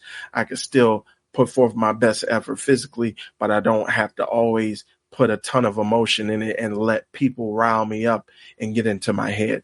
And so that development from that fight, and then him rising up into the lightweight ranks, again, always being a bridesmaid, never being a bride, like beating Holloway in that second fight to win the interim title, but then just not being able to get the job again. And I'll kind of compare it in basketball terms. There were so many people that could have won NBA championships over here in the States if it wasn't for one man, Michael Jordan. And we talked about this gentleman earlier. There's so many people that could have won titles or could have been in title contention and serious title contention had it not been for one Khabib Nurmagomedov. So just running up against that stud didn't do Diamond any favors. And then even with Khabib kind of bowing out and taking care of his family and just going off into the sunset and becoming the world's most secure MMA coach, as Chi kind of told us about. Then we get pretty much his successor in Islam Makhachev. And again, another stud. It's like we already had to deal with Jordan. Now we got to deal with LeBron. What is going on? I can't get a win. I can't get a ring to save my life. And so just running up into that wall. And so he was always in that top 5 top 10 area, but he could never break through that glass ceiling. Like, he could take care, he could polish off like the contenders, as we saw with Benoit Saint Denis. Where he can always find a way. And then his fights with Justin Gaethje, pretty much legendary. Like, he can always get himself in that upper crust, but he could never break that glass ceiling and capture like that overall unified title, which is the big dream that he had. But that didn't stop him from continuing to commit himself to being the best at his craft. And not only is he a tremendous person or a tremendous fighter, but also a tremendous person with all the good that he has done with his charity, The Good Fight. And then trying to find different ways, again, in the octagon, not letting people rile him up and get him off guard, but always staying focused on the goal, which is why he was able to win those rematches against Conor. Like always having like the end goal in mind, and always knowing that although I love fighting isn't who I am anymore. And it took a lot of maturation, and it took his life experiences with him being married and with him having children to kind of see all of that within perspective. So he's truly not only a terrific fighter, and in my eyes, a first ballot Hall of Famer, but he's also just a tremendous human being, and he's one of the few great human beings that we have left in the sport. So he says he's not going anywhere as far as like the sport. Like, he's still going to train, and hopefully he'll be in the long haul as far as being a coach. A little less secure. He won't have as much security as Khabib. He'll be able to float around, but definitely I wish him all the best, especially with him getting outside of USC with all the hot sauce stuff. I hope his hot sauce blows up. And and I hope that he continues doing great work within the Good Fight Foundation. So all shouts to that man. He deserves all the praise and all the flowers. As it goes for the fight, we knew it's going to be a barn burner between those two. And of course, Max had to do his patented point to the center of the octagon. And Dustin was down with it for the first 5 seconds, but then he was like, I am not getting clowned in my hometown. I am clinching in up. My retirement match. Yeah, my family is here, dog. You ain't gonna clown me like Justin Gaethje in front of my family. So he clinched up. And shout out to you for that, Dustin, making a good business decision within those last 3-4 seconds to clinch up and kind of keep those hands at bay from Max. So yeah, terrific fight between the two. Didn't really expect much less. But yeah, this card, other than that particular fight, lacked a lot else to be desired. So we'll go ahead and get to pretty much the main card. So let me go ahead and pull the rest up. But yeah, as far as what's next for Matt. Oh, and by the way, we didn't mention this before because you guys all know my feelings towards the BMF belt. It's not a real belt. It's not a real belt. Y'all know our feelings about that. So that's why I didn't mention it. But the BMF belt was on the line, even though it shouldn't have been on the line. It should have been on the line when Holloway went up against the other Spaniard that we mentioned that we're going to talk about a little bit later as well. It should have been on the line there, and the Spaniard should be Ilya 3 belts, but we ain't talking about that. So what's next for Max? Honestly, I think it's probably not going to be soon, but maybe in the next year or so, he's probably going to head in the same way as Dustin Porier. I think he's going to head off in the sunset. It's just an illustrious career that he's had as well. Let's get that UFC Hawaii card. Come on, Dana. We've been talking about it for like Please. 5-10 years. Let's get that UFC Hawaii card and let's send Max out in tremendous fashion. So yeah, I would love to see that. What do you think as far as him against any other like top competition in the 155 pound class? Maybe you can do.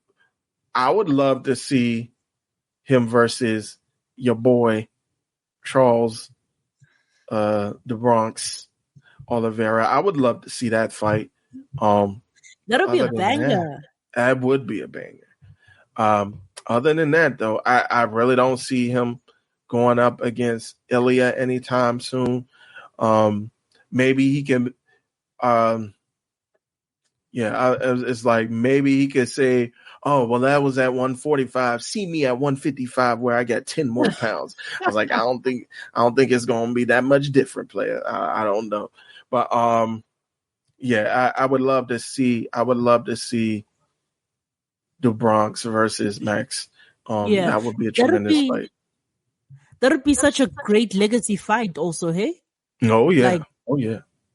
Yeah, and I think I'm pretty much sharing the sentiment also that like probably in about a year or so, Max is also gonna at least be thinking about, leaving the octagon for good. And so probably right now, I think moving like already this Dustin Porier fight was also like a bit of a legacy fight because it's not like he's gonna get anything other than just a legacy, chapter closed vibe. So I think he's probably gonna just be looking at doing a bunch of those now. Yeah, well, for sure. Like he's already. I think he wants to make a tour with that BMF belt. I think he just wants to face all comers, and I don't think he's thinking about like being the top lightweight in the world. I just think he wants to make his money, have good banger fights with folks that'll stand and trade with him. So we'll see what happens there. So. With that being said, let's go ahead and get back to the rest of the card. Again, not much to be desired on the rest of the card. It was pretty much being held up by this retirement fight by the hometown boy, Dustin Porier. But we'll go ahead and briefly go through the rest of the main card. You can let me know what stands out to you, Chi Chi. So let's go ahead on over. So the co-main event, we had former middleweight contender Paulo Costa getting back in the winning side of things with a unanimous decision victory over Roman Kopylov. We had D-Rod Daniel Rodriguez earning a unanimous decision against Kevin Holland, who I believe this was his third or fourth fight of the year so far. I think they said it was his fourth, I think. Yeah. I was like, God damn. And he's aiming for 7. So we'll see if he's able to pull off 7 by the end of the year. Patricio Pitbull Freire getting into the win column, getting his first ever UFC win over Dan Ige via unanimous decision. And the opener, we had Michael Johnson. Boy, this man, he's been with the company for so long, and he just has tremendous fights. But he was able to get the upset victory over Daniel Zellhuber. So I believe they were trying to push Zellhuber as the next big thing, but Michael Johnson ain't going nowhere. Again, another person vanquished by the Eagle on his rise to the 155 pound crown, brother. I'm about to call him Uman. Khabib. I'm getting him mixed up with his cousin Usman or Umar. All of them. Umar, right? Umar Nurmagomedov. I'm calling him all different things, but Khabib is who I'm talking about right now. But yes, Khabib. Michael Johnson was another casualty to the rise of Khabib. But he was able to make a living, continue make a living and getting good fights and stay in the UFC's good graces. So he was able to get a big time victory as the opener for the pay-per-view card. So with that being said, anything from the main card that stood out to you? I know, Chi-Chi, you kind of hinted at it when I brought up this brother who came over from the PFL, but Patricio Pitbull finally getting in the win column. I know you got some thoughts on that, huh? I mean, I don't really have thoughts on it per se. It's just a matter of that, like, I do feel like, yes, UFC is where I know a lot of the fighters want to end up, right? And that's like the ultimate goal and stuff, right? But at the same time, I kind of get nervous whenever fighters are moving from like the PFL to the UFC. Cause then, oh, mate, like, okay, I won't even lie. The main example for me is Michael Venom Page. Oh, yeah. I don't feel like his career is going the same way. Like, he was hot in PFL and now it's kind of like, you know? So yeah, but Patricio Pitbull, shout out to him for finally getting in the win column. I'm sure that even he felt relief because, I mean, it'd be kind of embarrassing if you pick up, I think this would have been his second straight loss then, in the UFC. If he picked up another loss, then it would have been like, why the heck did the UFC even like acquire him type vibe? So I'm sure that he was even like, whoa, at least. But, the one thing that like, I think much like you, I mirror your sentiments also with regards to that this card was pretty much held up by that main event between Poirier and, Max Holloway, because all of these fights are going like the distance, decision. And sure, some of them are bangers, but at the same time, it's like, yo, it's not like none of y'all are going to try to finish. Like none of y'all are going to try to do something different. Come on. Like even Vinicius Oliveira, you know, like that's my boy that I can always count on to get like a nice finish from. But like even he won via decision. So I was just like, okay, damn. So I don't know what was in the air in Louisiana, but in NOLA. But yeah, well, I know what was in the air. Love was in the air because Weezy F baby was in the building. Oh, Lil really? Wayne. Yeah, Lil Wayne was there. So yeah, you know. But yeah, I'm not sure. But yeah, what stood out to you? Is there anything in particular that maybe was like a highlight moment or any other sort? Not really. I know earlier in the card, in like the prelims, that's when most of the finishes were. Like I'm looking back at it now, pretty much the first 5 fights you got all, or first 6 fights you got all finishes. Ooh. And then from there it's all decisions. Well, I'll tell you this.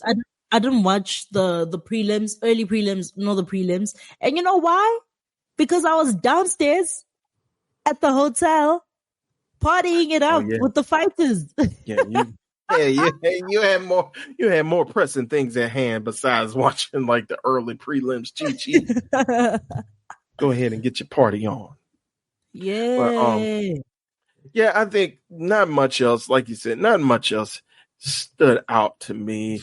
I'm looking at the prelims. Ryan Spann getting a big victory. Again, another person who's like 1 win, 1 loss. He's like hanging on every now and then, just staying in the good graces of the UFC. Jimmy Crute putting it together now. I think this is like his second or third win in a row. So he's starting to, hopefully he's starting to put it together. Let me see. Let me come back down. I think he is. Why is my screen acting like this? All right. So, all right. So I'm looking at it. So, never mind. He had a draw in his last fight before this, but now he's back in the win column. It's his first win since 2020. Woo. So it's good to see him. 2020. Yes. Since 2020, October 2020, and since then he was 0-2-2 or 0-3-2 with 2 draws, and before getting this win this past Saturday. So yeah, good to see him in the win column. Finally, it's been a while. 2 draws. I can't imagine going through 2 draws. Like some people don't even have one draw in their career, and you got 2 draws in the last 5 fights. That's crazy. So, yeah, that's pretty much it. But I did want to touch on, because you mentioned it, Chi-Chi, and I think this will be a good segue over to UFC 317. So you mentioned like the return of investment into these PFL / Bellator fighters as they come over to the UFC. Like you said, Michael Venom Page, you see Michael Venom Page as the example. I see Michael Chandler as more the example, because like you have these aging champions who could still put on bangers, but it's like I won't say there's no way that they're going to be what they once was, like in their prime and be championship material, but they are going to always go out and give it their all and give you banger after banger. Shout out to Sheamus. So, like when we mentioned Patricia Pitbull Freire, we can also get into Patchy Mix, who I believe made his debut on UFC 317. I want to say, let me see, or maybe that might have been 316. But either way, him not living up to that expectation with him coming out, and I believe he lost via decision, and I believe, I think that was UFC 316. I'm going back, but still, now you have a potential with Aaron Pico, who was supposed to have fought on this card. He was supposed to have fought, or not this card, but I believe in the he was supposed to have fought the next pay-per-view card against Mozar Evloev, but I believe Evloev got hurt, so they're pushing that fight back. So I think a lot of hope is riding on on Aaron Pico. He's still relatively young. He started out young. He started out, I think, while he was still a teenager, like 18 with Bellator. Like I want to say back in like 2015, 2016. So he's still relatively young for the age of when it comes to mixed martial arts. So let me go ahead and pull him up. But while I'll pull him up, what are some things? First off, have you really known a lot about Aaron Pico? And if so, like, do you think that he could be on the cusp to kind of break this chain of disappointing debuts from PFL fighters entering into the UFC? I don't know much about him, admittedly.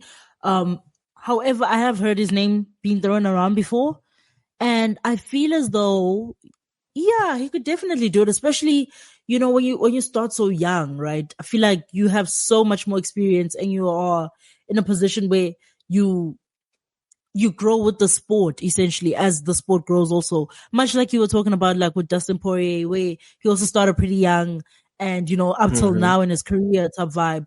And so I think, you know what? Yeah. Aaron Pico could probably be the one to break that whole cycle and everything like that. Probably UFC would have much rather preferred like a Dakota Dicheva, because then, she's undefeated. Would have been like a nice little to show that, okay, you know what? Yeah, we're all really going after their best, as opposed to it just seeming like they're just getting duds from the, but yeah, Aaron Pico could potentially be that person. Hey, I think so. As I'm looking over his profile, so he is 28. He started in 2017 when he was 20, I believe. Oh, so still very young, yeah. Yes, still very young, and he debuted and lost. It is a big upset, because there was a lot of riding on him. He's, I believe, not only people were kind of seeing him as being like the big prospect for international wrestling, but he also had some amateur boxing experience as well. So a lot of people were shocked that he went into MMA and he got submitted in his debut, but then followed that up with 4 straight wins. Kind of had some hiccups after that with 2 straight losses, but then rallied off what it looks like 6 straight wins, then had a loss via shoulder injury. So the TKO loss through shoulder injury, but then riled off 3 wins. He's currently at a 3-fight win streak. And actually avenging one of the losses that he had earlier in his career against Henry Corrales. So I think if they push him the right way, I think he could be one of the faces of the UFC. If they push him the right way.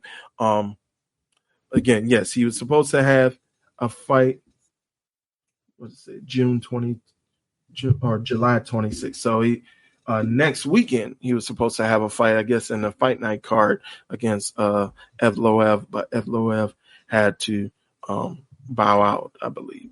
So I think they can definitely push him as one of the future faces of the UFC. I think he has tremendous upside, and I think he has a great all-around game as well. So it'll be interesting to see. And he usually fights, I believe he fights around 145, I want to say. Yeah, featherweight. Featherweight, yes. So I think that division is wide enough for him to kind of make, no offense to your boy, but kind of, I think the rest of the division, outside of Alexander Volkanovski and outside of maybe a Diego Lopez, and once you get up there to Pantera, I'm blanking on his full name right now, but I think he has a ways to go, but I think it's manageable for him to get up into that top 5. Yair Rodriguez is who I was thinking of, Pantera, but I think there's some manageability for him to get up, and that being Aaron Pico, to get up within that top 5 spot within maybe like a year and a half or so, within the next 18 months. I think he could put on a string that could really show some people who he is. So hopefully we get a good story with the debut of Aaron Pico. So with that, let's go ahead into we're going to review our last card, our big card, before looking forward. So UFC 317, and it was headlined by Ilia Topuria winning the vacated UFC lightweight championship. We won't mention who, we won't mention how, but he ends up winning it. First off, what do you think about Ilia now not only winning the lightweight championship, but also being thrusted as number 1 pound for pound in the UFC rankings? You know what? I can't even hate. Ilia deserves it. But to be fair, I've always liked Ilia. It's just a matter of that, like, he keeps going against my faves, and I don't like that. I don't like that at all. Yeah. But like, no, Ilia is him, and he definitely does deserve that number 1 spot. Pound for pound king type thing. But you know, Islam Makhachev is getting ready to come and reclaim that. He's getting ready to come and challenge that. But luckily, we no longer have John Jones to worry about in that whole conversation, because I feel like that was a bit redundant also. But you know what? I want to just give like major love, major props to my one and only, my bull thing, Charles the Bronx Oliveira. Love him down. Okay. And I feel like not a lot of people would have been willing to take on Ilia Topuria in his first fight at lightweight. And Charles was like, I'll do it. Top 5. So shout out to him for that. Obviously we didn't walk away with the win, but it's okay. It's cool. We'll run it back and we will reclaim glory Porier is like probably like the modern day Khabib, which is like crazy also because like, bro, can you please leave? So we went from Khabib to Islam, and then now we're stuck with Porier, my guy. Yeah. But yeah, Charles Oliveira, I feel, is definitely going to be able to bounce back like he always does. Like he's always shown us over the years that he can always bounce back. But this right now is the time of Ilia Topuria. This is his reign. That right there was his crowning moment. He walked out, even though obviously, you know, there's no double champions or whatever, the UFC, but he walked out with both titles and he was like, yes, do you see me? This is how it should be. And it makes sense. It makes sense. Ilia Topuria is probably like the hottest name in MMA right now. Yes. Not in terms of popularity, but just in terms of that, like, he's probably the person who has the most star power. He's probably the person that is doing the most for the sport to grow. So shout out to him. Yeah, like you mentioned, I think he is shooting up in popularity. He's not like in superstar status like our guy. Why am I blanking on so many people? Don't get old, cheat. Don't get old. But a guy who is both the middleweight and the light heavyweight champion, and he recently lost to Ankalaev. But that guy is a superstar. Oh.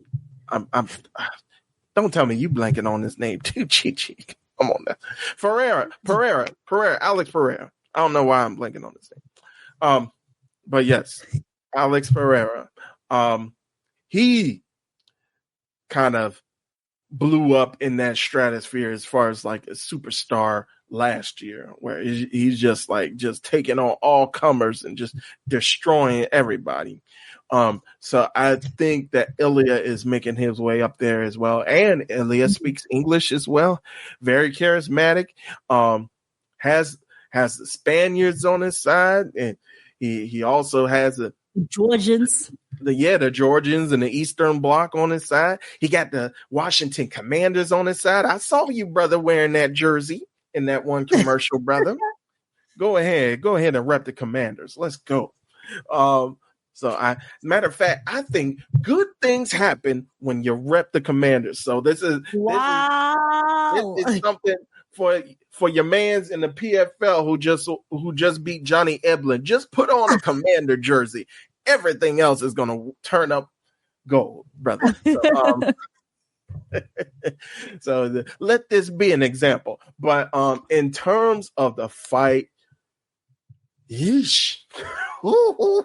Like, it's something when the UFC puts the fight for free on its YouTube. Like, it's something when they put it out, when they put out the finishing touches on its Twitter. It's something. Like, kind of harkening back to when we were talking about Max Holloway versus Justin Gaethje. It's something when they're just like, man, you guys don't have to pay for it. You guys gotta see this. This is what attracts you to our product. Oh, just the sheer, not only the power that this brother possesses, even when he goes up 10 pounds, but also precision of his strikes, that finishing sequence, pinpoint every shot. He threw a 4-punch combination. Every shot landed, Chi. And I'm sorry for your boy. Every shot landed as he was just swiveling over. And I think it was a 3-point punch combination. Like, every shot was on, even as Charles was kind of falling down and slumping down. Every shot landed, and your boy was out before he hit the ground. Yeah, he was all just the precision, the fight IQ, and him knowing, like, and it's not just him. Like, I know a lot of guys, they predict what they're going to do, or they try to predict what they think they're going to do in the octagon. Sometimes it works out, sometimes it doesn't. Famously, We're going to mention his name again. If you got the over under of how many times we mention this man's name at like 2.5, you done lost if you bet the under. Conor McGregor, famous, notorious even for being Mystic Mac, predicting how he's going to finish fights. And it doesn't just come from a place of arrogance, but it comes from a place of studying and film study. And we see it with Ilya as well. He said, I've studied his movements. Like Oliveira can't fight backwards. Like he can throw punches here or there, but he's not as aggressive, or he's not as fluid fighting backwards as he is coming forward. So I had to push the pace and push him backwards. And Chi-Chi, he did it to perfection. Like, I don't know who could stand with this man. No, I don't think anybody in that division can stand with this man. Like, I think Ilya is just a different breed, and he's probably at present, if you think of like the top names, the top champions and everything like that, right? I think he's the most dangerous fighter of them all because of what you just said. He's such a methodical person. He's such a person who will study you and analyze you and be obsessed with you. And basically just you are his focus. So that's a dangerous fighter right there. Very, very dangerous. Very dangerous. And I was actually, as we were recording Nubian Wrestling Advocates on the Post Network, go ahead and support. We were recording that last night. Y'all know our famous tagline. If you watch our show, we're the fastest 6 hours now, fastest 6 hours in all of pro wrestling. So I had to do something within those 6 hours when I wasn't talking Chi-Chi, and I was watching some fights. I was watching some pro wrestling. Again, cover your ears if you don't watch pro wrestling. But I was also like just watching some old matches that they had put up. I was watching a couple of Hangman's Texas Death matches, and then I was like, I have it in my watch later. I was like, let me go back and watch some of these fights from Ilya to Porier. Let me watch again, bringing up a touchy subject. Let me go ahead and watch this fight against Alex Volkanovski. Let me go ahead and watch this fight against Max Holloway and just see how he was able to kind of navigate and get to those finishing touches. And man, it's just, again, like you said, just the skill, the technique, and just finding ways. And it's not like this man gets untouched. Like, he still gets touched up by these guys.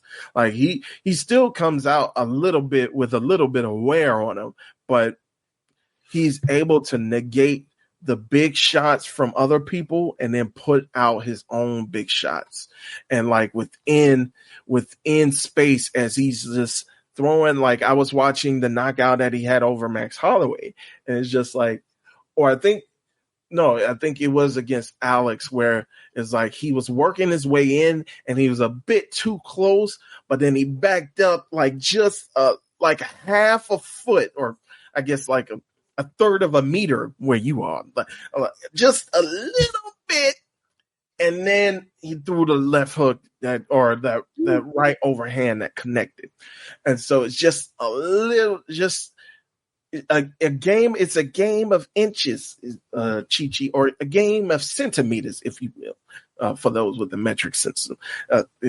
Like just navigating that space. That's what I think he's perfect at, not just with the power, but navigating the space and being able to throw shots within his range while getting out of the range from like the big bombs of his opponents. So shout out to that, man. Do you ever see this Islam fight happening between those two? No. Well, actually, no. Well, okay, actually, yeah, but like later on, She's I don't see it being y'all let her process. I don't see it happening anytime soon. Like, you see how like right now we're getting like legacy fights from like the likes of Max Holloway, Dustin Porier. I feel like this is gonna be one of those legacy fights that they have like when they both kind of sort of past their prime, right? But like right now, when they're both peaking like this, yeah, nah, absolutely not. I don't think it's gonna happen. Because I doubt that Islam wants the smoke with Ilya. All these other people, he can piece them up, he can take them down, whatever. But like Ilya is a different breed, so I think he might just be like, "Hey, I don't want the smoke. I'm good. I'm good off of that." And if Khabib is the one advising him to not take that fight, he better listen to him. Khabib is smart. Khabib is Very smart. He's locked in, and Khabib can probably see that, ayo, you're going, like, this fight is one of those that could threaten your entire legacy. And right now, he still maybe has a little bit of claim to like the number one pound for pound rank, you know. Whereas if he loses to Ilya, it's a bit like, oh, okay, so you're the definite number two then. That's not cute. So yeah. Yeah. All right. Well, we'll move on from that. And yeah, like I'm in the same boat. And before this fight, and even I mentioned it even when we were kind of previewing this fight between him and the Bronx, I'm just like, it's hard to pick against Ilya right now with the run that he's on. Like, it's so hard to pick against. And now, like, that expands like 100-fold right now. He's just on such a run. And again, sometimes you don't take when fighters say, oh, well, I'm predicting this will happen, or I'm predicting that'll happen. But after this, I'm like, if he knows, again, with him, the preparation that he has, and like you said, him essentially stalking opponents as far as just like feeding fights of theirs into his brain and just studying and analyzing and being so analytical through breaking them down and finding weaknesses. If he says he knows of a weakness with Islam, I believe him. I believe him now. So if that fight does happen,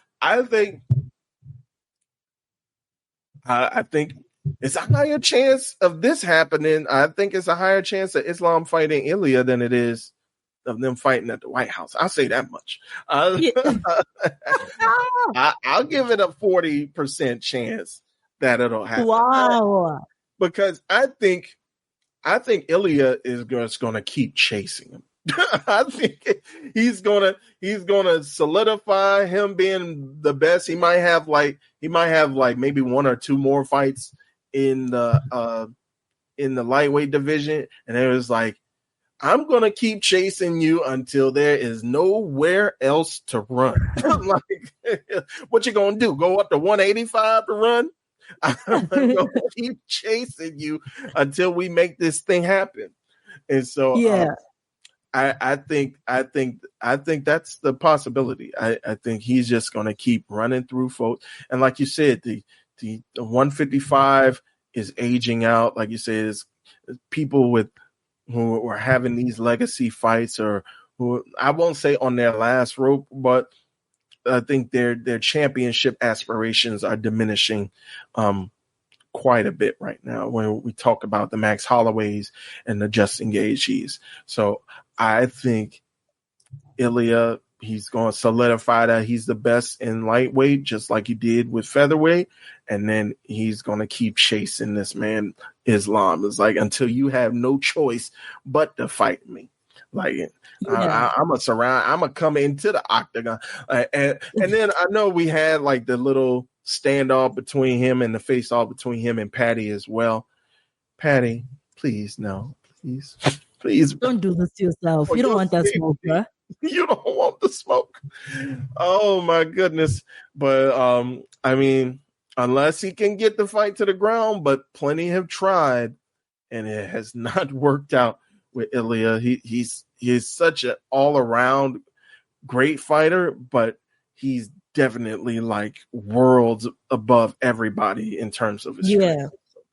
So we'll see what happens with that. Quickly go through the main card, 317. So we talked about Ilya Topuria. Both of us were kind of wrong with the co-main event. We didn't think Pantoja was as dominant. Like he's had, like we've seen his rise at least I'll speak for myself. I didn't think that he was as dominant as people were making out him to be, but man, he just made Kara France look foolish.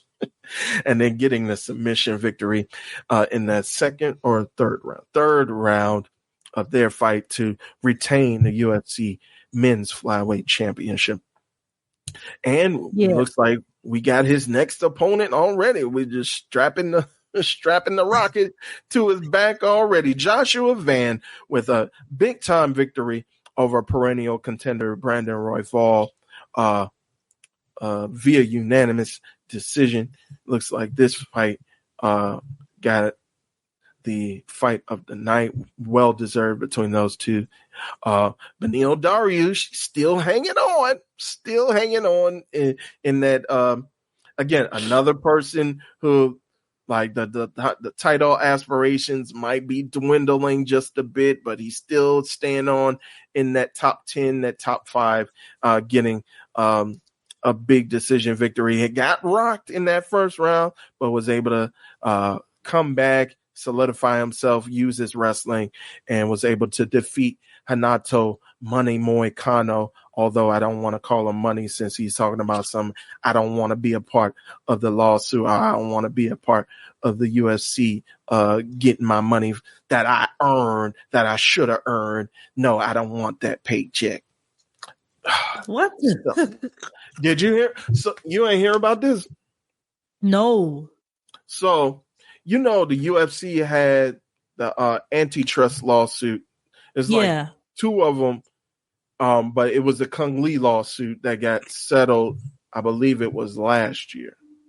And so, so the findings from that, it got settled. And so they're sending folks who had fights during that time period, they're sending them money because this is what they were owed, or this is what they felt that the fighters were owed during that particular time, because of the sponsorships being taken out due to UFC going straight to Venom or Reebok and kind of nullifying all other ways for fighters to have sponsorships on their gear, like independent sponsorships on their gear. So they had, I think, the TKO and the fighters came to an agreement, a settlement, and so they were paying out. They were giving the payouts, even if your name wasn't on the lawsuit.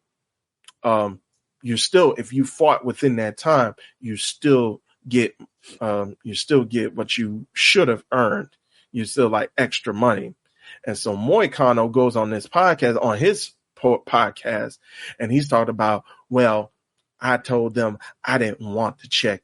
I want to earn it. I want to earn my keep. I don't need them to give me any money. I think the UFC shouldn't be having to pay out the fighters like that or through that lawsuit, and I'm not going to take the money. I'm like, bro, you're trying to be a pygmy. Right. Exactly. And I think Luke Thomas, who we reference on here all the time, he talked about, this is why I do not care about the fighters when they talk about fighter pay or whatever, because these fighters want this stuff. They want to get bamboozled and thinking that they're going to be the superstars who break out and get like the $1 million checks, and they don't care about everybody else. And they're not trying to come together as a union, both officially or unofficially. They're not trying to come together as a collective in order to get what they deserve, like, because they all think that they're that one, that they're going to hit that Conor McGregor red panty night, or hit that Conor McGregor lottery ticket and be like, they're going to shoot me up the moon, and that I'm going to be the superstar that everybody's talking about, and the UFC is going to take care of me. No, dog. Especially you on a 3-fight losing streak. You're on the chopping block. That's what you are. You're on the chopping block. You're gonna be begging for that paycheck.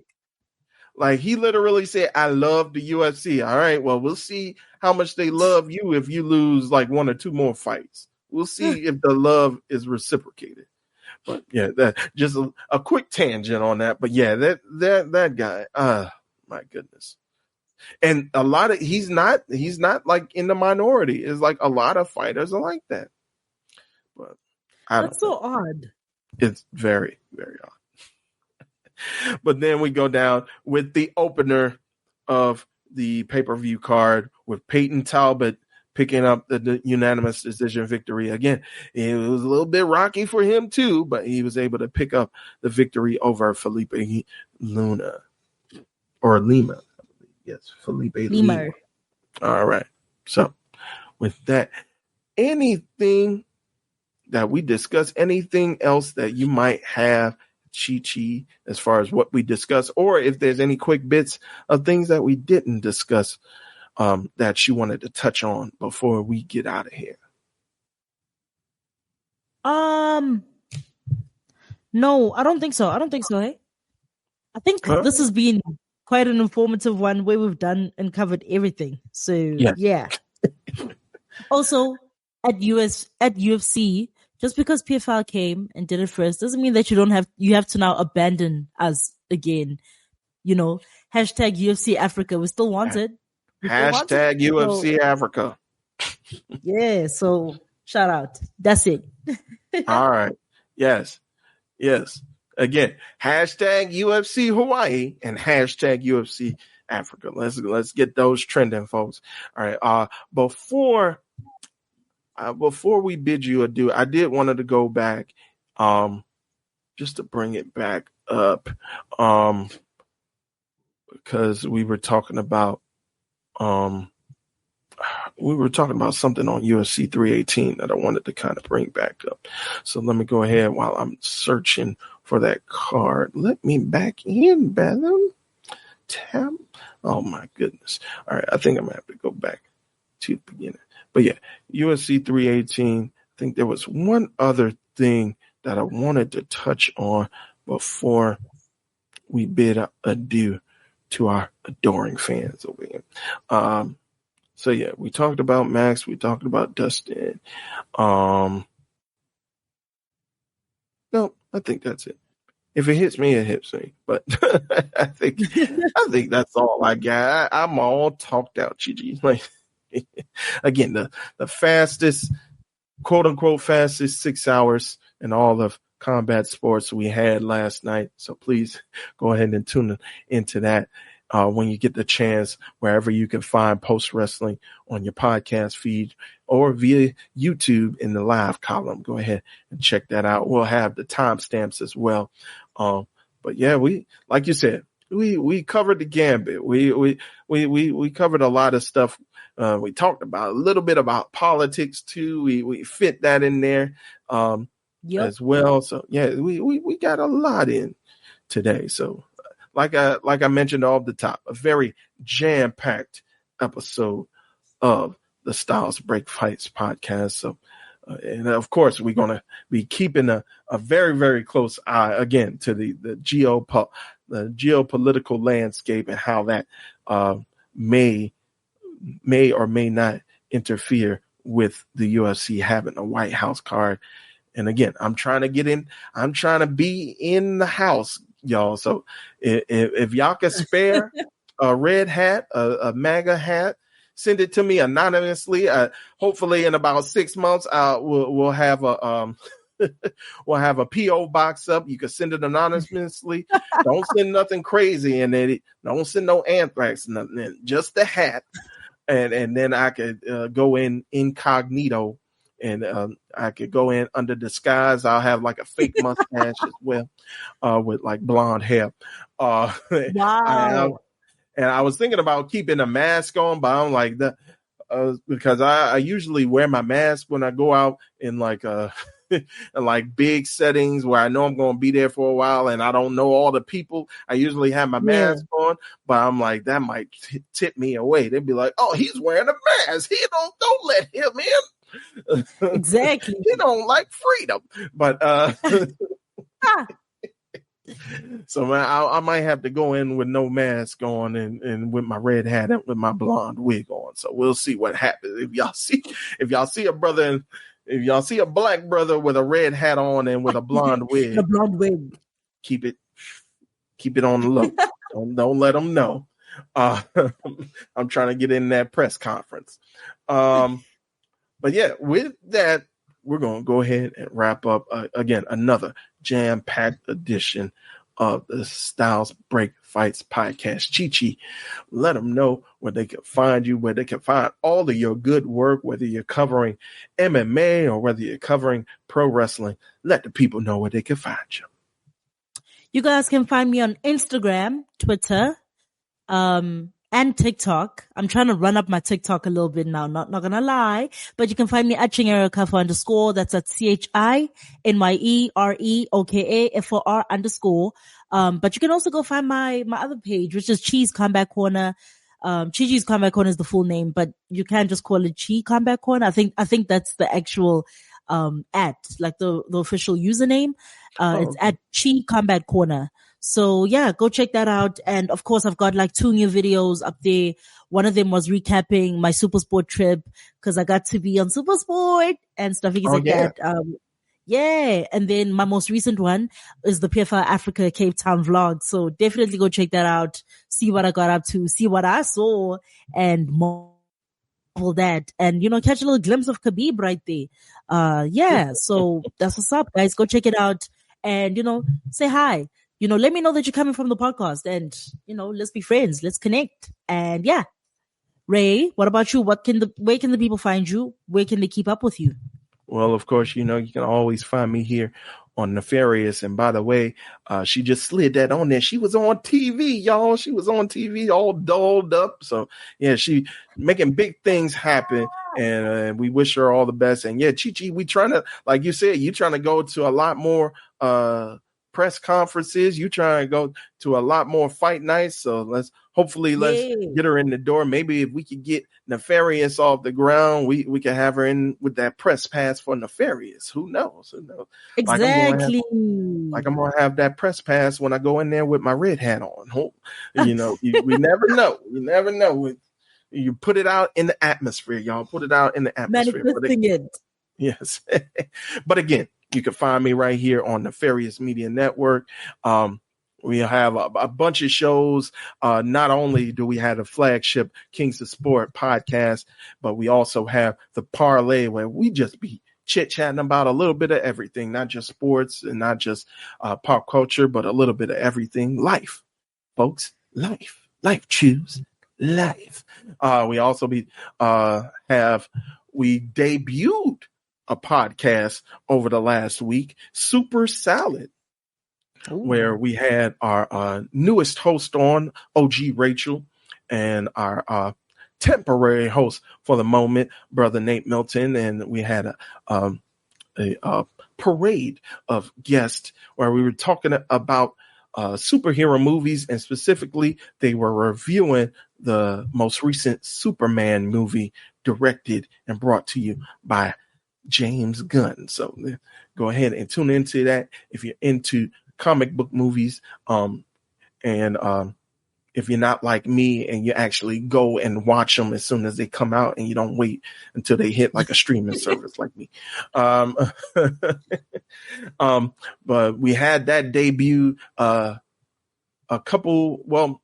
the time of this recording, we had that debut about a week ago on that Monday. So keep your ears out for more of those that type of content here on Nefarious Media Network, as well as on the YouTube. Of course, we got our live streams. We had a recent live stream, live watch party, if you will, of the WNBA 2025 All-Star Game. If you're into women's basketball, they're playing basketball. Don't get copyrighted. So yes, we tuned into that. We enjoyed that, even though the game was not competitive at all, but we enjoyed each other's company with myself, Nate Milton, Martin Bushby, formerly of Bushby and Thompson, formerly of the Eagles Don't Hunt Flies podcast over at Poison Ramna as well. We also had Vanessa Shark on, and I believe we have one more person on.